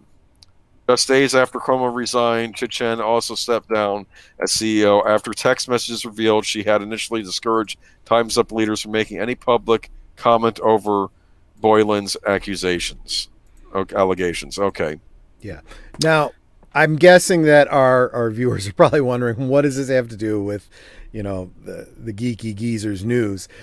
This ScarJo's the big proponent of this whole thing. Yeah, this affects all of the entertainment industry. They hung their hat on this, and it's not really going the way they expected it to. This is another. It's not even Me Too, which I think actually got co-opted. Like, when you hear about the origins of Me Too, I actually think it started out with good intentions. It was actually for young women in I guess lower income areas to get some help after being harassed and abused and stuff. And I think that's how it started, and then it morphed into the Hollywood elite. Yeah, what it was this everywhere, whole idea, which may or may not be true. Okay, and it's just, however it started, it very quickly became about the open secret that's always been in Hollywood of the casting couch and the abuses that happen there. And most of America looks at this and goes, first, this isn't news. Second, it's your industry. Clean it up. You can do it anytime you want. They project it on the rest of us. Exactly. We're the problem. It's not our sins, it's society sins. That's why it's all happening. I'm getting tired of this. And they're still doing it. Exactly. Nothing's changed, and it's their own fault. They're now protecting. I mean, I don't like Cuomo for a lot of reasons, and we'll see how these accusations bear out. I guess when the evidence is lobbied in courts, we'll see. Because even he deserves his day in court, even though I don't like him for other things he did as governor of New York, especially considering nursing homes. Right. But we'll see. We'll see how this all plays out. But the fact is, they're going against their whole mandate. Okay. Yep. And it's because it was a Democrat governor, and they took the wrong. They figured, okay, he's on our side. We have to. And when you just look at how many hypocrites have nothing to say about any of this stuff, and they were good friends with Mr. Weinstein, and supported him and knew all about it, and now all of this is bad and believe. Yeah, shut up. You're a hypocrite. Okay. In fact, worse than that, you contribute to it. So, fuck off. Okay. Now we have some short clips. Okay, we have Halloween Kills to debut simultaneously as that didn't sound okay on theaters and on Peacock streaming services. Yeah, sorry, I missed a little space there. It's okay. Theaters and on Peacock streaming services. Are you a Peacock subscriber? Not at all. Okay. I don't subscribe to any of the streaming services. That's the NBC one. Whatever. But apparently they're having one of those Dan Brown. They're like it's like a Da Vinci Code series on there now. That's gonna be very. That's very timely. I'm sure lots of people want to see that. And like a young version of the Tom Hanks character. Anyway, okay. Here's the article. Okay, well, Halloween Kills will still be released in theaters on October 15th. Universal has announced that it will arrive on Peacock the same day. Actually, a family member subscribes. Maybe I'll be able to watch it. The latest entry in the Halloween franchise will be available to all Peacock Premium and Premium Plus subscribers at no extra cost. Well, I don't know if we're peer premium. Anyway, and it's taking a similar strategy to Universal's The Boss Baby family business, which itself also changed to a same-day theater and Peacock release plan. Halloween Kills is a sequel to 2018's Halloween and will have a lot to live up to, as that first film not only had the biggest opening weekend for any horror film with a female lead, go Jamie Lee Curtis, but also is the highest grossing Halloween movie with a global box office earnings of over $250 million. Halloween Kills takes place right after 2018's Halloween and sees Michael Myers escape his fate once again. Well, I don't want to spoil the plot for people that might actually be interested in watching this. I don't know how I even feel about this. How'd you feel about the last Halloween movie? Here's how I feel about all sequels to Halloween. They shouldn't have happened. Okay, that's how I feel. Except Halloween 3. Well, Halloween 3 is its own movie. It's not really. It's not really a sequel. To be fair, Carpenter had the idea. Let's just make different movies in keeping with the. He meant it to be a continuous anthology, and that was the right way to go. But the producers didn't go. I don't need to see Michael Myers keep showing up again. I thought H2O wasn't terrible. That was the sequel they made in the late '90s. Remember that one? Yeah. Where they were ignoring the other sequels, and it was going to take place right after Halloween 2. Yeah. Now this new series ignores Halloween 2 and is supposed to be the true sequel to that. And I don't know, like I don't have the hate for it some people do, but it's I don't need sequels. It's so complicated because basically what you end up with is taking Halloween 3 out of the mix altogether. You basically now have 3 divergent parallel storylines, basically based on the same movie, and it's not too dissimilar from what happened with the George Romero Night of the Living Dead. You know, that's got like 25 divergent, I only count the ones that were made by George, except for Survival of the Dead. That one sucked, but the others are fine. I'm sorry. Anyway, okay, but I don't know. Maybe I'll catch it if it's free, or if at least if someone's paying for it. But I don't know if I have the premium. I may not have access. It may only be for those with the money to pay for the premium Peacock service. Or if you know someone wearing an eye patch, let me know. I'll hook you up. Okay, anyway. Wes Craven's Scream returns to theaters in October for 25th anniversary. And the only reason I have this article up here is because I was horrified to learn that Scream is now 25 years old, and I really am feeling like the boomer I say that I am. Right, okay? Right. Because this is disturbing. That movie came out like just a couple of years ago. Come on, man. It's not that old. It's like, oh no. Did you see it when it first came out? Yes, I did. I loved. I hate using this phrase, but this is how it's correctly used. I loved the deconstruction of the genre. This was a brilliant take on all of the horror tropes. See, that was the way to do it. Yeah. Maybe we'll do a good old days on this come October. We'll talk about Scream. That might be an idea. Yeah. Might be cool to revisit Scream. I actually liked the last one they did, where they still had Wes Craven around for it. And it's funny, you know how like there were the slash movies and the Scream movies? Like they actually showed like all of these subsequent sequels to slash that would have happened over the years in between the end of Scream 3 and now, and it was ridiculous because like they said like the computers and the TVs kept changing in the background during these scenes, and like the cell phones people used, like one person had a Raspberry in one scene, and it was to show it was kind of clever how they did that. It was actually a halfway decent follow-up. And I think Deputy Dewey was now the sheriff. And anyway, Wes Craven's Scream returns to theaters in October for 25th. I already said this. Yeah. Okay, let me read from the article. Everybody's on pins and needles for this, I'm sure. Scream is headed back to the big screen 25 years after the iconic slasher movie changed the horror genre forever. Written by Ken Williamson and directed by late horror legend Wes Craven. Scream was first released in theaters on December 20th, 1996. About 2 months ahead of the official premiere, The movie will return to the big screen for one night on October 10th in honor of the year's 25th anniversary. I remember seeing that in the theater. But it was the first of a highly successful movie series. Scream follows a group of teenagers terrorized by a mysterious killer who's perhaps a bit too obsessed with scary movies. Their only hope for survival is to avoid common horror movie tropes and eventually identify the killers. Movie stars Nev Campbell. Nev Campbell. Yeah. People sometimes say Neve, it's Nev. Nev Campbell, David Arquette, Courtney Cox, Matthew Lillard, Skeet Ulrich, Rose McGowan, and Drew Barrymore. I miss Matthew Lillard. He's funny. I'm sorry. Yeah. But I guess he's still with us, isn't he? I think there was a rumor if they're doing another one that he might show up in it, that he didn't actually die in Scream, that he survived, which of course it's possible. But yeah, you going to see Scream again on the big screen, Troy? You're gonna watch it at home. I mean, I already own it, so it does, and I have seen it in the theater, so I'm not really sure. Can I tell you something about Scream? And this really burns my, you know what? Okay, really grinds your gears, right? Grinds my gears. Okay, there is an unrated version of Scream. Okay, that was released by Criterion on Laserdisc. And basically all the scenes, like with the boyfriend getting gutted in that first scene, you see a lot more crap. Okay? A lot more guts falling out. Much gorier film, much creepier.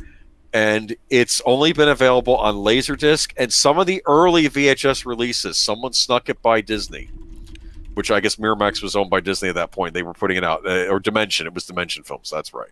And they snuck it onto a lot of the VHS copies, too. Never on a DVD, never on a Blu-ray. And really, guys, if you're going to be putting this thing on DVD and Blu-ray, put out the unrated version already. I don't even know if Disney is even the distributor of this anymore. So whoever has it, put out the unrated version. We want the unrated version. Make it happen. Put it on as a bonus disc. Just give us the unrated version. We want it. Please release it now. Yeah. I will buy it again if you put the unrated version on there. I already have it on Blu-ray, so I'm not buying this new edition. Okay, that's about it. Unless you want to tackle the Phoebe Waller-Bridge one real quick. Yeah. I mean, we may as well, just because it's a rumor, and we really should say something about it. Again next week if there's more stuff on it, but I'll post the link. But apparently, the big rumor is, and we've heard this rumor before.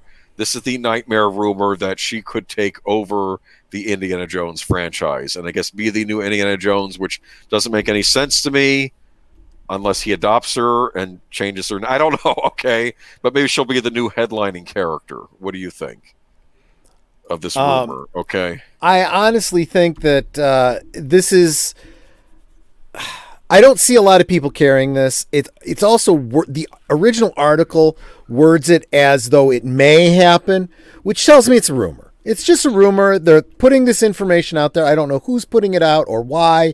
I don't know if they're floating an idea to see how the fans react to it. If someone is trying to sabotage the film, I don't know. But if it's true, it's stupid. It's going to be the end of Indiana Jones. If it's not true, it'll be interesting to see who's actually behind it. Yeah. So what do you think? Pablo Hidalgo is up to his usual tricks? I don't know. I'm kidding, of course. I don't know. Listen, no, she's not a lead in an action movie.